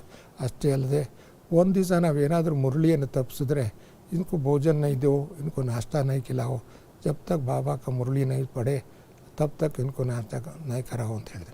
ಬಹುಶಃ ನಮಗೆ ಅದರ ವ್ಯಾಲ್ಯೂ ಅವತ್ತು ಇಷ್ಟು ಗೊತ್ತಿರಲಿಲ್ಲ. ಈಗ ಅದರ ವ್ಯಾಲ್ಯೂ ಹೇಗೆ ದಿನ ಬೆಳೀತಾ ಇದೆಯೋ, ಸಮಯ ಹತ್ತಿರ ಬರ್ತಿದೋ ಅದರ ವ್ಯಾಲ್ಯೂ ಗೊತ್ತಾಗ್ತಾಯಿದೆ. ಅದಕ್ಕೆ ನಮ್ಮ ರಕ್ಷಣೆ ಯಾರು ಮಾಡೋರು? ಬಾಬಾರ ಶಿಕ್ಷಣ ಮಾಡುತ್ತೆ. ನಮ್ಮ ರಕ್ಷಣೆ ಯಾರು ಮಾಡ್ಬೋದು? ಶ್ರೀಮತ ಮಾಡುತ್ತೆ. ನಮ್ಮ ರಕ್ಷಣೆ ಯಾರು ಮಾಡೋದು? ಬಾಬಾರ ವರದಾನಗಳು ಕೊಡ್ತವೆ. ನಮ್ಮ ರಕ್ಷಣೆ ಯಾರು ಮಾಡೋದು? ನಮ್ಮಲ್ಲಿ ಇರುವಂಥ ತ್ಯಾಗವೃತ್ತಿ, ತಪಸ್ವೃತ್ತಿ, ಸೇವಾ ಭಾವನೆ, ಇಂಥ ಭಾವನೆಯನ್ನು ನಾವು ಬೆಳೆಸ್ಕೊಂಡಿದ್ದೇ ಆದರೆ ಬಹುಶಃ ಇನ್ನು ಉಳಿದಿದ್ದೆಲ್ಲವೂ ಸಹ ವ್ಯರ್ಥವಾಗುತ್ತೆ. ಮನುಷ್ಯನು ವ್ಯರ್ಥವಾಗ್ತದೆ, ಜೀವನ ವ್ಯರ್ಥವಾಗುತ್ತೆ, ಸಮಯ ವ್ಯರ್ಥವಾಗುತ್ತೆ, ಸಂಕಲ್ಪ ವ್ಯರ್ಥವಾಗುತ್ತೆ, ತನು ವ್ಯರ್ಥವಾಗುತ್ತೆ, ಧನ ವ್ಯರ್ಥವಾಗುತ್ತೆ, ಆಸ್ತಿ ಪಾಸ್ತಿ ಇವುಗಳೆಲ್ಲವೂ ವ್ಯರ್ಥವಾಗ್ತವೆ ಅನ್ನುವಂಥ ವಾತಾವರಣ ಇವೆಲ್ಲ ನಿಜವಾಗಿ ಕಾಣ್ತಾ ಇದ್ದೀವಿ. ಅಮೇರಿಕಾದಂಥ ಸಮೃದ್ಧ ರಾಷ್ಟ್ರ ಇವತ್ತು ತಲ್ಲಣಿಸ್ತಿದೆ, ತತ್ತರಿಸ್ತಿದೆ, ಭಯಗ್ರಸ್ತವಾಗಿದೆ. ಅಲ್ಲಿನ ಶವ ಸಂಸ್ಕಾರ ಮಾಡುವಂಥವ್ರು ಸಿಗ್ತಾ ಇಲ್ಲ.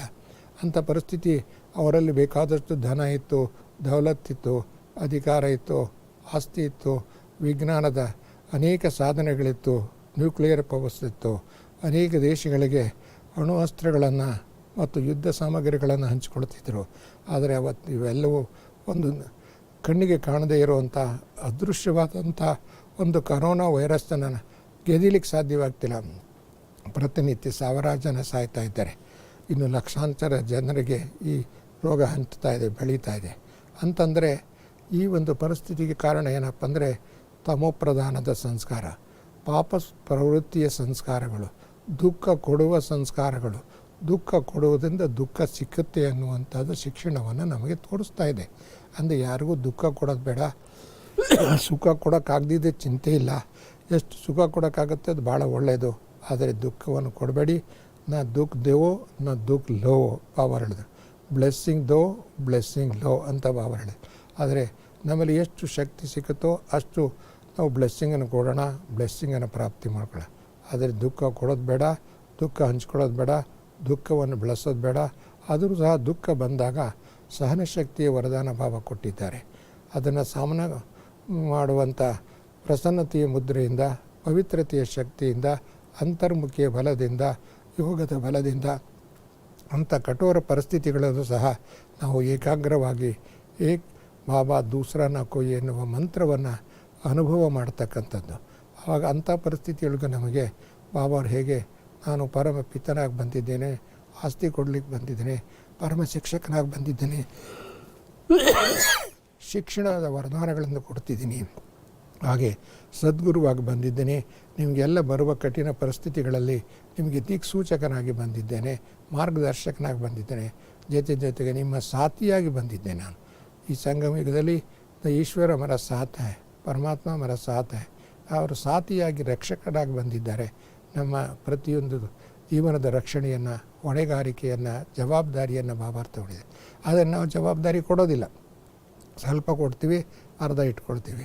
ನಮಗೇನೋ ಎಲ್ಲೋ ಒಂದು ಸಂಶಯ, ಎಲ್ಲೋ ಒಂದು ಭಯ ಅಥವಾ ಎಲ್ಲೋ ಒಂದು ಅವಿಶ್ವಾಸದ ಕೊರತೆಯಿಂದ ನಮ್ಮಲ್ಲಿ ತ್ಯಾಗಬಾರ್ದು. ಈಗ ಸಮಯ ಆಟೋಮೆಟಿಕಲಿ ತ್ಯಾಗಿ ಮಾಡಿಸ್ತಾ ಇದೆ, ನಮ್ಮನ್ನು ನಿರ್ಮೋಹಿಯನ್ನಾಗ್ತಿದೆ. ವೈರಾಗ್ಯ ವೃತ್ತಿಯನ್ನು ಮಾಡಿಸ್ಲಿಕ್ಕೆ ಈ ಕೊರೋನಾ ಎಂಬ ಮಹಾಮಾರಿ ಭೀಮಾರಿ, ವಿಶ್ವ ವ್ಯಾಪಕವಾದಂಥ ಭೀಮಾರಿ ಮನುಕುಲಕ್ಕೆ ಈ ಒಂದು ವೈರಾಗ್ಯ ವೃತ್ತಿಯನ್ನು ತರ್ತಾ ಇದೆ ಅಂತ ನನಗನ್ನಿಸುತ್ತೆ.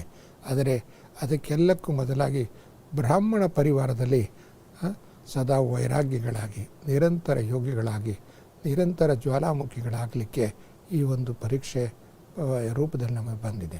ಅದರಿಂದ ಪ್ರತಿಯೊಬ್ಬ ಬ್ರಾಹ್ಮಣ ಮಕ್ಕಳು ತಾವು ತಮ್ಮ ಸಮಯವನ್ನು ಅಳೆದುಳಿದಿರುವಂಥ ಸಂಗಮ ಯುಗದ ಸ್ವಲ್ಪ ಸಮಯ, ಭಾಳ ಸಮಯ ಇಲ್ಲ ಪರಿವರ್ತನೆ ಆಗಲಿಕ್ಕೆ, ಯುಗ ಪರಿವರ್ತನೆ ಆಗಲಿಕ್ಕೆ, ನಮ್ಮ ಸ್ವರಾಜ್ಯವನ್ನು ಪ್ರಾಪ್ತಿ ಮಾಡಿಕೊಳ್ಳಲಿಕ್ಕೆ, ವಿಶ್ವದ ಮಾಲೀಕರಾಗಲಿಕ್ಕೆ ಬಾಬಾರು ಸೂಕ್ಷ್ಮತೆಯಲ್ಲಿ ಕುಳಿತುಕೊಂಡು ಮೊದಲಾಗೆ ಸಾಕಾರದಲ್ಲಿ ಬಂದು ಮುರಳಿಯನ್ನು ಓದಿಸಿದ್ರು, ಅವ್ಯಕ್ತದಲ್ಲಿ ಬಂದು ಮುರಳಿಯನ್ನು ಓದಿಸಿದ್ರು, ಆಮೇಲೆ ರಿವೈಸ್ ಮುರಳಿಯನ್ನು ಓದಿಸಿದ್ರು. ಈಗ ನಿಜವಾದಂಥ ಮುರಳಿಯ ಸಾರವನ್ನು ಪ್ರತಿಯೊಬ್ಬ ಮಕ್ಕಳ ಮಸ್ತಿಷ್ಕದಲ್ಲಿ ನೋಡಲಿಕ್ಕೆ ಬಯಸ್ತಿದ್ದಾರೆ, ಆತ್ಮಗಳಲ್ಲಿ ನೋಡಲಿಕ್ಕೆ ಬಯಸ್ತಿದ್ದಾರೆ. ಮತ್ತು ಸೂಕ್ಷ್ಮತೆಯಲ್ಲಿ ಇದ್ಕೊಂಡು ಪ್ರತಿನಿತ್ಯ ಬಾಬಾರು ಮೀರೆ ಬಚ್ಚೆ, ಮೀಟೆ ಬಚ್ಚೆ, ಸಿಕ್ಕಿಲದೆ ಬಚ್ಚೆ, ನೂರೇ ಬಚ್ಚೆ, ಹೀರೆ ಬಚ್ಚೆ, ಓವನಾರ್ ದೇವತಾ ಬಚ್ಚೆ, ವಿಶ್ವದ ಮಾಲೀಕ್ ಬಚ್ಚೆ, ಇವು ನನ್ನ ಬಳಿಗೆ ಬನ್ನಿ, ನನ್ನ ಸಮೀಪದಲ್ಲಿ ಬನ್ನಿ, ನನ್ನ ಬಾಹುಗಳಲ್ಲಿ ಬನ್ನಿ, ನನ್ನ ಆಲಿಂಗದಲ್ಲಿ ಮಾಡಿಕೊಳ್ಳಿಕ್ಕೆ ಬನ್ನಿ, ಆ ದೇಹಿ ಅಭಿಮಾನವನ್ನು ಬಿಟ್ಟು ಬನ್ನಿ, ಆತ್ಮಾಭಿಮಾನಿಯಾಗಿ ಬಿಟ್ಟು ಬನ್ನಿ. ಇದಕ್ಕೊಂದು ದೃಶ್ಯ ನನಗೆ ಅನುಭವ ಈ ಇತ್ತೀಚಿನ ದಿನಗಳಾಗಿದ್ದು. ನಿಮಗೆ ಗೊತ್ತಿದ್ದಾಗೆ ಜಾನಕಿ ದಾದಿಯರು ಬೆಳಗ್ಗೆ ಅಮೃತ ವೇಳೆಯಲ್ಲಿ 2 ಕಾಲು ಗಂಟೆಯಲ್ಲಿ ಅವರು ಶರೀರ ಬಿಟ್ಟರು. ನನಗೆ 2.5 ಗಂಟೆ ಒಳಗೆ ಡಾಕ್ಟರ್ ಪ್ರತಾಪ್ ಅವರು फ़ोन ಮಾಡಿದರು ಶಾಂತಿವನದಲ್ಲಿ, भाई जी अभी अभी 15 मिनट हो गया, दादी शरीर छोड़ करके बाबा के गोद चले गया, मैं बहुत लोगों को फ़ोन कर रहा हूँ, फ़ोन नहीं मिल रहा है, आपके कुछ लोगों को फ़ोन दे करके समाचार ನಾನು ಆತಮಿದಲ್ಲಿ ನನ್ನ ಅದೃಷ್ಟ, ನನ್ನ ಭಾಗ್ಯ, ನಾನು ಅವ್ಯಕ್ತ ಬಾಬಾ ಅವರು ವಿಡಿಯೋ ರೆಕಾರ್ಡನ್ನು ಹಾಕ್ಕೊಂಡು ನೋಡ್ತಾ ಇದ್ದೆ. 2 ಗಂಟೆಗೆ ಎದ್ದಿದ್ದೆ, ನೋಡ್ತಾ ಇದ್ದೆ. ಆವಾಗ ಜಾನಕಿ ದಾದಿಯವರ ಚಿತ್ರ ಬಾಬಾರ ಜೊತೆ ಒಳಗೆ ಕಾಣ್ ನೋಡ್ತಾ ಇದ್ದೆ. ಬಾಬಾರ ಸಾಕಾರ ಬಾಬಾ ಗುಲ್ಜಾರ್ ದಾದಿಯವರ ಪಕ್ಕದಲ್ಲಿ ಕೂತ್ಕೊಂಡು ಬಾಬಾರ ಭೋಜನವನ್ನು ಬಾಬಾರಿಗೆ ಸ್ವೀಕಾರ ಮಾಡಿಸ್ತಿದ್ದಂಥ ದೃಶ್ಯಗಳು ನೋಡ್ತಿದ್ದೆ. ಆ ಆನಂದದ ಅನುಭವ ನಾನು ಮಾಡ್ತಾ ಇದ್ದೆ. ಅಷ್ಟರಲ್ಲೇ ಈ ಸಮಾಜ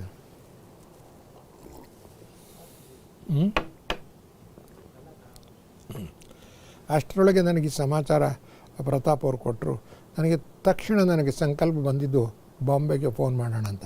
ಬಾಂಬೆಗೆ फ़ोन ಮಾಡಿದೆ, ನೀಲು ಬೇನಿಗೆ फ़ोन ಮಾಡಿದೆ, ಅವ್ರು ಎತ್ತಲಿಲ್ಲ. ಅಲ್ಲಿ ನೇಹಾ ಬೇನಿಗೆ फ़ोन ಮಾಡಿದೆ, ಅವ್ರು ಎತ್ತಿದ್ರು. ಅವರಿಗೆ ಈ ಸಮಾಚಾರವನ್ನು ತಿಳಿಸಿದ್ರೆ, ಆ ಸಮಾಚಾರ ತಿಳಿಸಿದ ಅಷ್ಟೊತ್ತಿಗೆ ಗುಲ್ಜಾರ್ ದಾದಿಯವರು ಆಗಲೇ ಎದ್ದು ಕುಳಿತಿದ್ರಂತೆ. ಅವರಿಗೆ ಸಮಾಚಾರ ಹೇಳ್ತಿದ್ದಂಗೆ ಅವರು ಮುಸ್ಕಾತೆ ಹುಯೇ ಹೇಳಿದ್ರಂತೆ, मैं देखा बाबा के पास जानकी दादी पहुँच के बाबा के पास बैठे हैं, बाबा के साथ बैठे हैं. ಅಂದರೆ ಅವರಿಬ್ಬರಲ್ಲಿ ಇದ್ದಂಥ ಒಂದು ಮನಸ್ಸಿನ ಪ್ರೇಮ, ಸ್ನೇಹ, ವಿಶ್ವಾಸ ಅಥವಾ ಒಂದು ತಪಸ್ಸು ಇದನ್ನು ಕಾಣದ ನಾವು ಹೇಳೋದಕ್ಕಿಂತ ಮೊದಲೇ ಅವರಿಗೆ ಸಮಾಚಾರ ಗೊತ್ತಾಗಿದೆ. ಅವರು ದಿವ್ಯ ದೃಷ್ಟಿಯಲ್ಲಿ ನೋಡಿದ್ದಾರೆ. ಅವರು ಮಲಗಿದ್ದಿರಲಿಲ್ಲ. 2:30 ಗಂಟೆಗೆ ಎದ್ದು ಯೋಗದಲ್ಲಿ ಕೂತಿದ್ರೆ ಇವರು ಶರೀರ ಬಿಡೋದನ್ನು ಮೊದಲೇ ನಾನು ಹಿಂದೆ ನಾವು ಹೇಳ್ತಿದ್ದೆ, ಶರಣರ ಜೀವನವನ್ನು ಮರಣದಲ್ಲಿ ಕಾಣಿ ಅಂತ ಕೇಳ್ತಿದ್ರು. ಬಹುಶಃ ಇದಕ್ಕಿಂತ ದೊಡ್ಡ ಉದಾಹರಣೆ ಈ ಕಾಲದಲ್ಲಿ, ಈ ಯುಗದಲ್ಲಿ, ಈ ಸಂಗಮದಲ್ಲಿ ಇನ್ನೇನು ಬೇಕು. ಅದನ್ನು ನಾನು ಕೆಮ್ಮು ಬರ್ತಾ ಇದೆ. ಯಾಕೆಂದರೆ ಈಗಾಗಲೇ ಹಿಂದೆಗಡೆ 1 ಗಂಟೆ ಕಾಲ ಸುಮಾರು ಹಿಂದಿನಲ್ಲಿ ಮಾತಾಡಿದೆ. ಈಗ ಅಂಥ ಒಂದು ಮಾತನ್ನು ಗುಲ್ಜಾರ್ ದಾದಿಯವರು ಹೇಳಿದರು. ಅಂದರೆ ಅವರ ದಿವ್ಯ ನೇತ್ರದಿಂದ, ದಿವ್ಯ ದೃಷ್ಟಿಯಲ್ಲಿ ಆ ಅನುಭವನ ಮಾಡ್ತಿದ್ರು. ಬಹುಶಃ ಅಂಥ ಒಂದು ಸಮಯ ಅವರ ಹಾಗೆ ನಮಗೆಲ್ಲರಿಗೂ ಸಹ ಯೋಗಿಗಳಾದರೆ, ಸಂಪೂರ್ಣ ಪವಿತ್ರವಾದರೆ, ಸಂಪೂರ್ಣ ಆತ್ಮಾಭಿಮಾನ ಹೇಗೆ ಬಾಬಾರು ವಿಶೇಷವಾದಂಥ ಮಾತುಗಳನ್ನು 5 ಮಾತುಗಳನ್ನು ತಿಳಿಸ್ಕೊಟ್ಟಿದ್ದಾರೆ. ಸದಾ ಆತ್ಮಾಭಿಮಾನಿಯಾಗಿರ್ತಕ್ಕಂಥ, ಸದಾ ಜ್ಯೋತಿ ಸ್ವರೂಪದಲ್ಲಿ ಸ್ಥಿತವಾಗಂಥ, ಸದಾ ಯೋಗದಲ್ಲಿರ್ತಕ್ಕಂಥ, ಸದಾ ಬಾಬಾರ ಪರಂಧಾಮದ ಯಾತ್ರೆ ಮಾಡ್ತಕ್ಕಂಥ, ಮತ್ತು ಸತ್ಯುಗದ ಅನುಭವನ ಮಾಡ್ತಕ್ಕಂಥ, ಸತ್ಯುಗದ ಸಂಸ್ಕಾರಗಳನ್ನು ಎಮರ್ಜ್ ಮಾಡ್ತಕ್ಕಂಥ, ಹಾಗೂ ಸಂಗಮಯುಗದ ಇತಿಹಾಸವನ್ನು, ಚರಿತ್ರೆಯನ್ನು, ಚಿತ್ರಗಳನ್ನು ನಿಮ್ಮ ಜೀವನದ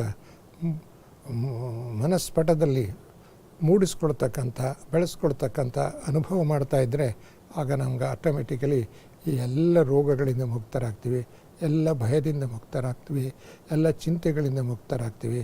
ನಾವು ಸಂತುಷ್ಟ ಮಣಿಗಳಾಗ್ತೀವಿ, ಸಂಪನ್ನ ಮಣಿಗಳಾಗ್ತೀವಿ. ನಾವು ಈ ಧನ ಸಂತುಷ್ಟತೆ ಕೊಡೋದಿಲ್ಲ, ದೌಲತ್ ಸಂತುಷ್ಟತೆ ಕೊಡೋದಿಲ್ಲ, ಅಥವಾ ಆಸ್ತಿ ಸಂಪನ್ನತೆಯನ್ನು ಮಾಡಲಿಕ್ಕೆ ಅಲ್ಲ, ಅಥವಾ ಇಲ್ಲಿನ ಈ ವೈಭವ ಅಥವಾ ಈ ಜನ ಮಹಿಮೆ ನಮ್ಮನ್ನು ಒಂದು ಯೋಗಿಗಳನ್ನು ಮಾಡೋದಿಲ್ಲ.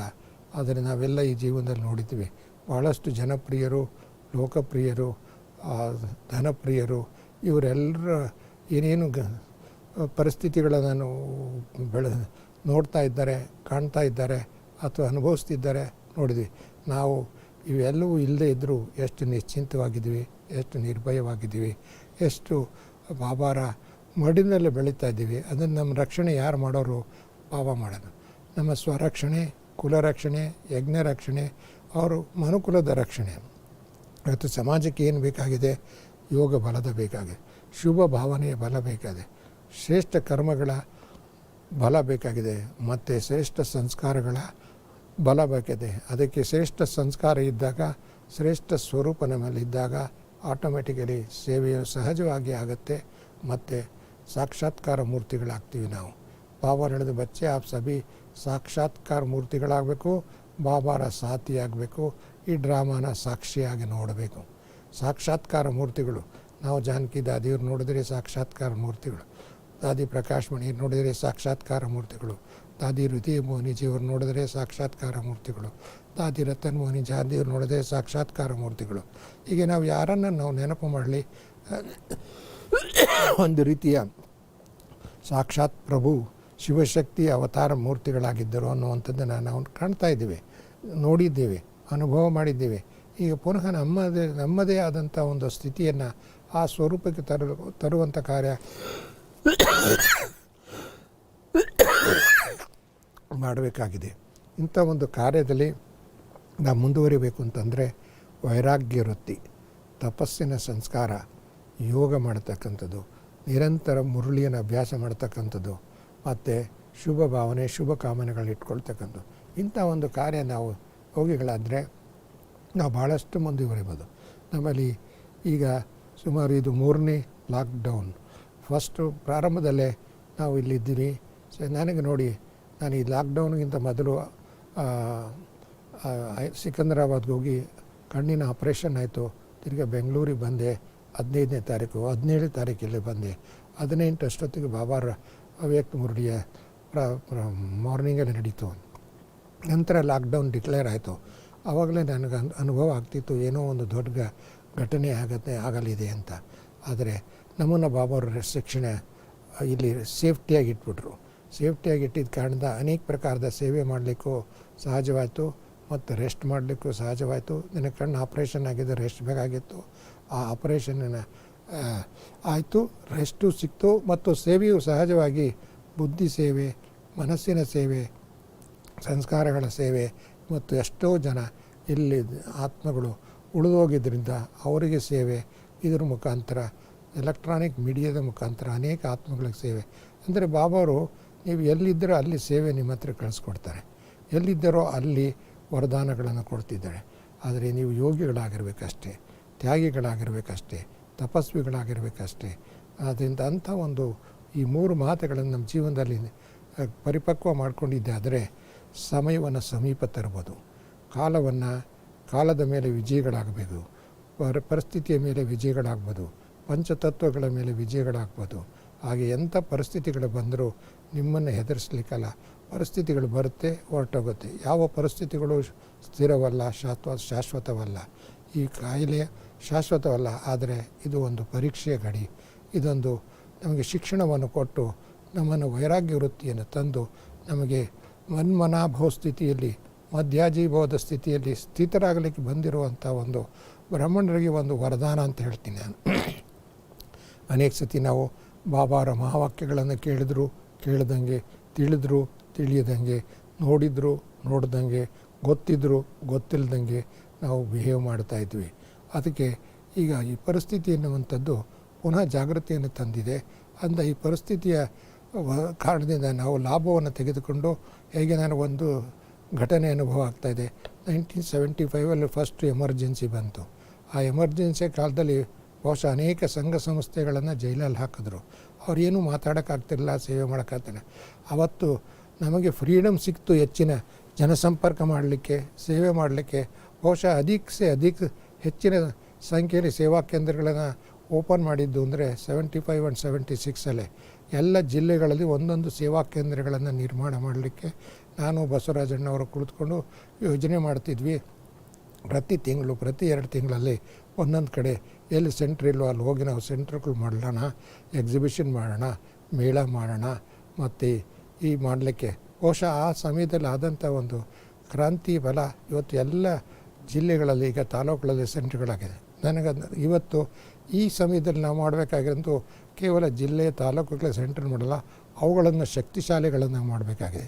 ಅವುಗಳಿಗೆ ಶ್ರೇಷ್ಠ ಸಂಸ್ಕಾರಯುಕ್ತರನ್ನಾಗಿ ಮಾಡಬೇಕು. ಅವರೆಲ್ಲರಿಗೂ ನಿಯಮಬದ್ಧವಾಗಿ ಶ್ರೀಮತ ಪ್ರಮಾಣವಾಗಿ ನಡೆಯತಕ್ಕಂಥದ್ರಲ್ಲಿ ಯೋಧರನ್ನಾಗಿ ಮಾಡಬೇಕಾದೆ, ಶಿವಶಕ್ತಿ ಸೈನ್ಯರನ್ನಾಗಿ ಮಾಡಬೇಕಾದೆ. ಅದಕ್ಕೆ ಬಾಬಾರು ಮೊದಲೇ ಹೇಳಿದಾಗೆ ಮನಸ್ಸಿನ ಶಕ್ತಿ ಮತ್ತು ಸಂಕಲ್ಪ ಶಕ್ತಿ, ಜ್ಞಾನಶಕ್ತಿಯ ಸಂಸ್ಕಾರಗಳ ಬಲದಿಂದ ಸೇವೆ ಮಾಡ್ತಕ್ಕಂಥ ವರದಾನಗಳನ್ನು ಕೊಡಿ ಅಮೃತ ಬೆಳೆ. ಅದನ್ನು ಮಾಡಲಿಕ್ಕೆ ಒಂದು ಸುಯೋಗ, ಒಂದು ಸದವಕಾಶ ಸಿಗಿದೆ. ಅಷ್ಟೇ ಕೇವಲ ಕರ್ನಾಟಕದಲ್ಲ, ಕರ್ನಾಟಕದಿಂದ ಯಜ್ಞ ರಕ್ಷಣೆ ಮಾಡ್ತಕ್ಕಂಥ ಆತ್ಮಗಳು ಉತ್ಪನ್ನ ಮಾಡಬೇಕು. ಅದಿದೆ ಯಜ್ಞದನ್ನು ರಕ್ಷಣೆ ಮಾಡೋದಲ್ಲದೆ ವಿಶ್ವ ರಕ್ಷಣೆ ಮಾಡ್ತಕ್ಕಂಥ ಆತ್ಮಗಳು ಕರ್ನಾಟಕದಲ್ಲಿ ಇದ್ದಾರೆ ಅಂತ ಬಾಬಾವರು ಭವಿಷ್ಯದಲ್ಲೇ ಹಿಂದೆಯೇ ತಿಳಿಸಿದ್ದಾರೆ.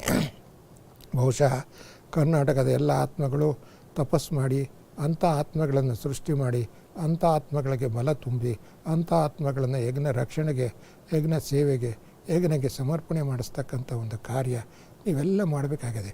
ಬಹುಶಃ ಅಂದು ನಾವು ಕಾಣಿಸ್ತಾ ಇರಲಿಲ್ಲ.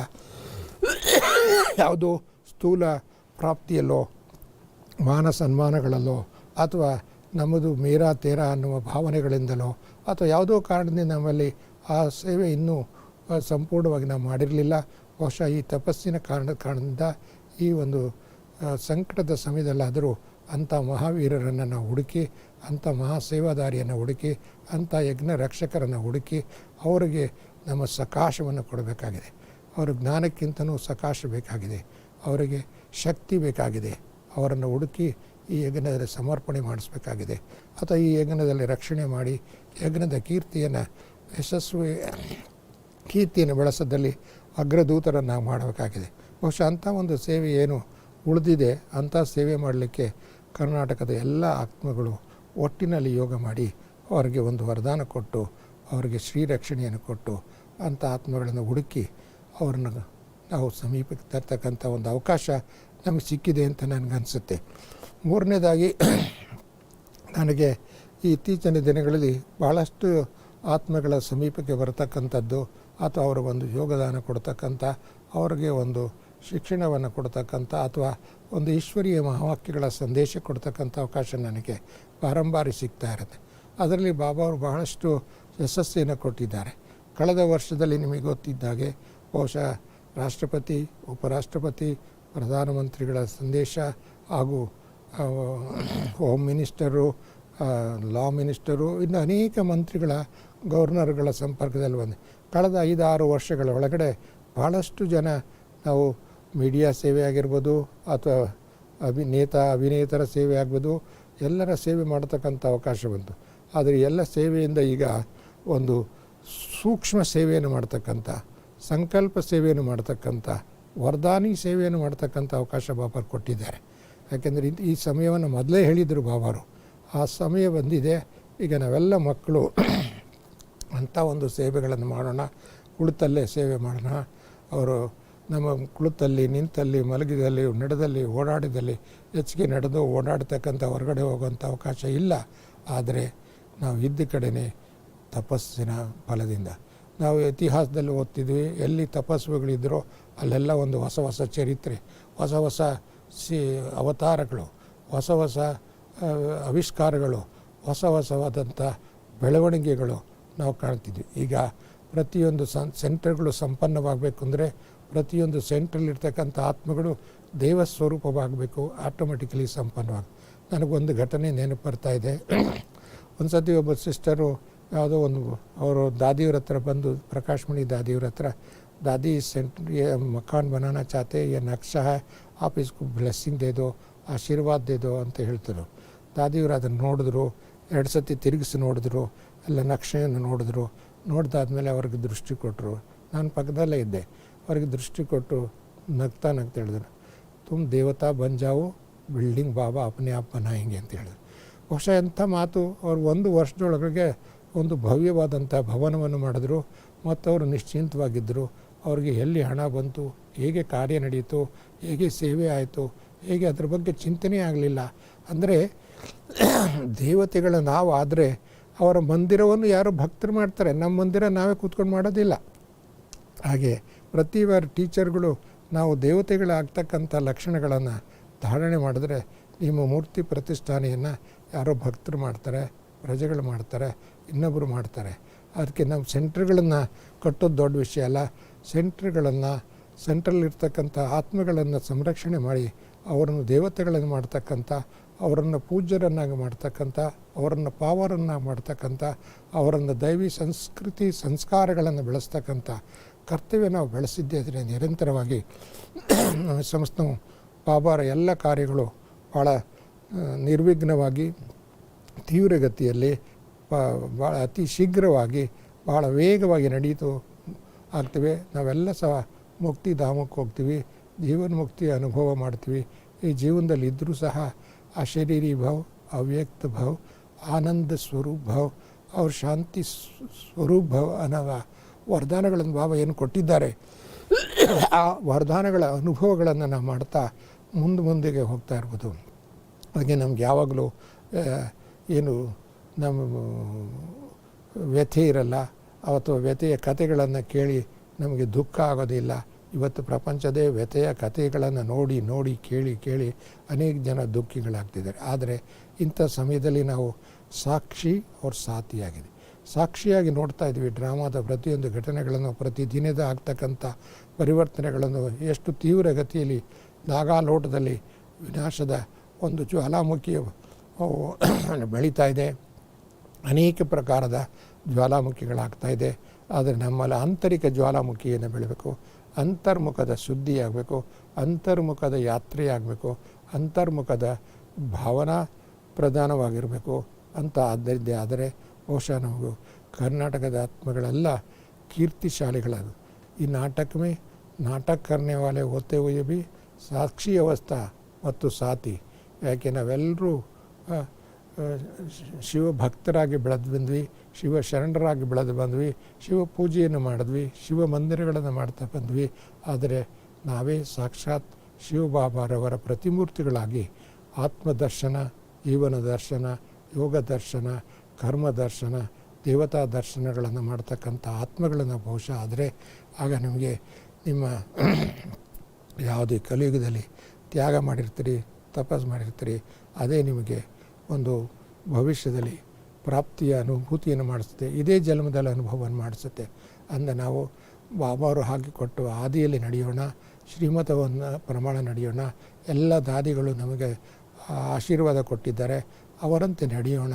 ಮತ್ತು ಎಲ್ಲ ಯಜ್ಞದ ರಕ್ಷಣೆಯನ್ನು ಮಾಡಿಕೊಂಡು ಹೆಜ್ಜೆ ಹೆಜ್ಜೆಗೂ ಮುಂದುವರಿತಾ ಇರೋಣ ಅಂತ ಒಂದು ಮಾಡ್ತಕ್ಕಂಥವ್ರಿಗೆ ವಿಜಯೀ ಭಾವ, ಸಫಲತಾ ಭಾವ, ಸಿದ್ಧಿ ಸ್ವರೂಪ ಭಾವ, ಸಂಕಲ್ಪ ಸಿದ್ಧಿಯಾಗಿ, ಕರ್ಮ ಸಿದ್ಧಿಯಾಗಿ, ವಚನ ಸಿದ್ಧಿಯಾಗಿ ಈ ಎಲ್ಲ ಸಿದ್ಧಿ ಸ್ವರೂಪರಾಗ್ತೀರಿ ಅಂತ ನನಗೆ ಆಶಿಸುತ್ತಾ ನಾನು ವಾಣಿಗೆ ವಿರಾಮ ಆಗ್ತೀನಿ. ಮತ್ತೊಮ್ಮೆ ಎಲ್ಲ ಈ ದೂರ ಮುಖಾಂತರ ಮುರಳಿ ಕೇಳ್ತಕ್ಕಂಥ ಅಥವಾ ಒಂದು ಕ್ಲಾಸನ್ನು ಕೇಳ್ತಕ್ಕಂಥ ಅಥವಾ ನನ್ನ ಅಲ್ಪ ಅನುಭವಗಳನ್ನು ಹಂಚ್ಕೊಳ್ಳಿಕ್ಕೆ ಅವಕಾಶ ಮಾಡಿಸ್ಕೊಟ್ಟಂಥ ಅಂಬಿಕಾಬೆನ್ನು, ಅವರ ಸಾಥಿ ಎಲ್ಲ ಅಕ್ಕಂದಿರಿಗೆ, ಅಣ್ಣಂದಿರಿಗೆ, ನನ್ನ ಸ್ನೇಹಿತರಿಗೆ, ಇಲ್ಲಿ ಶಿವಿಕಾಬೆನ್ನು ಮತ್ತು ಬುರಾನ್ ಬಾಯಿ ಮತ್ತು ಮುಖೇಶ್ ಬಾಯಿ, ಇವರೆಲ್ಲರಿಗೂ ಇದರ ಸಾಧನಗಳನ್ನು ಉಪಯೋಗಿಸ್ಕೊಂಡು ನಮಗೆ ಸೇವೆ ಮಾಡಲಿಕ್ಕೆ ಅವಕಾಶ ಕೊಟ್ಟಿದ್ದಂಥ ಎಲ್ಲ ಆತ್ಮಗಳಿಗೆ ನಾನು ವಂದಿಸುತ್ತಾ ನಮಸ್ಕರಿಸುತ್ತಾ ಓಂ ಶಾಂತಿ ನಮಸ್ತೆ.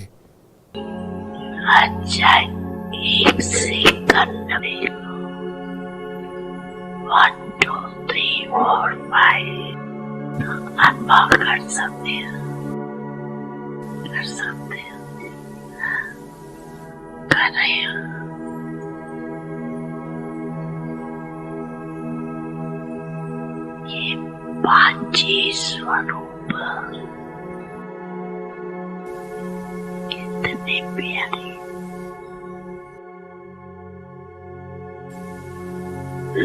जब जाओ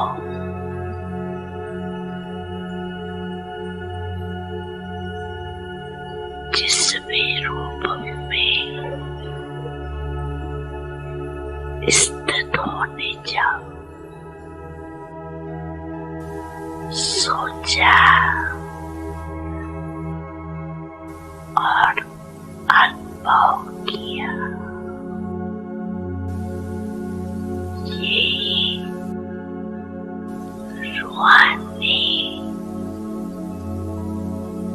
मन की एक्सरसाइज, और ये एक्सरसाइज करते रहेंगे तो बिल्कुल लाइट हो जाए, अभ्यास हो जाएगा.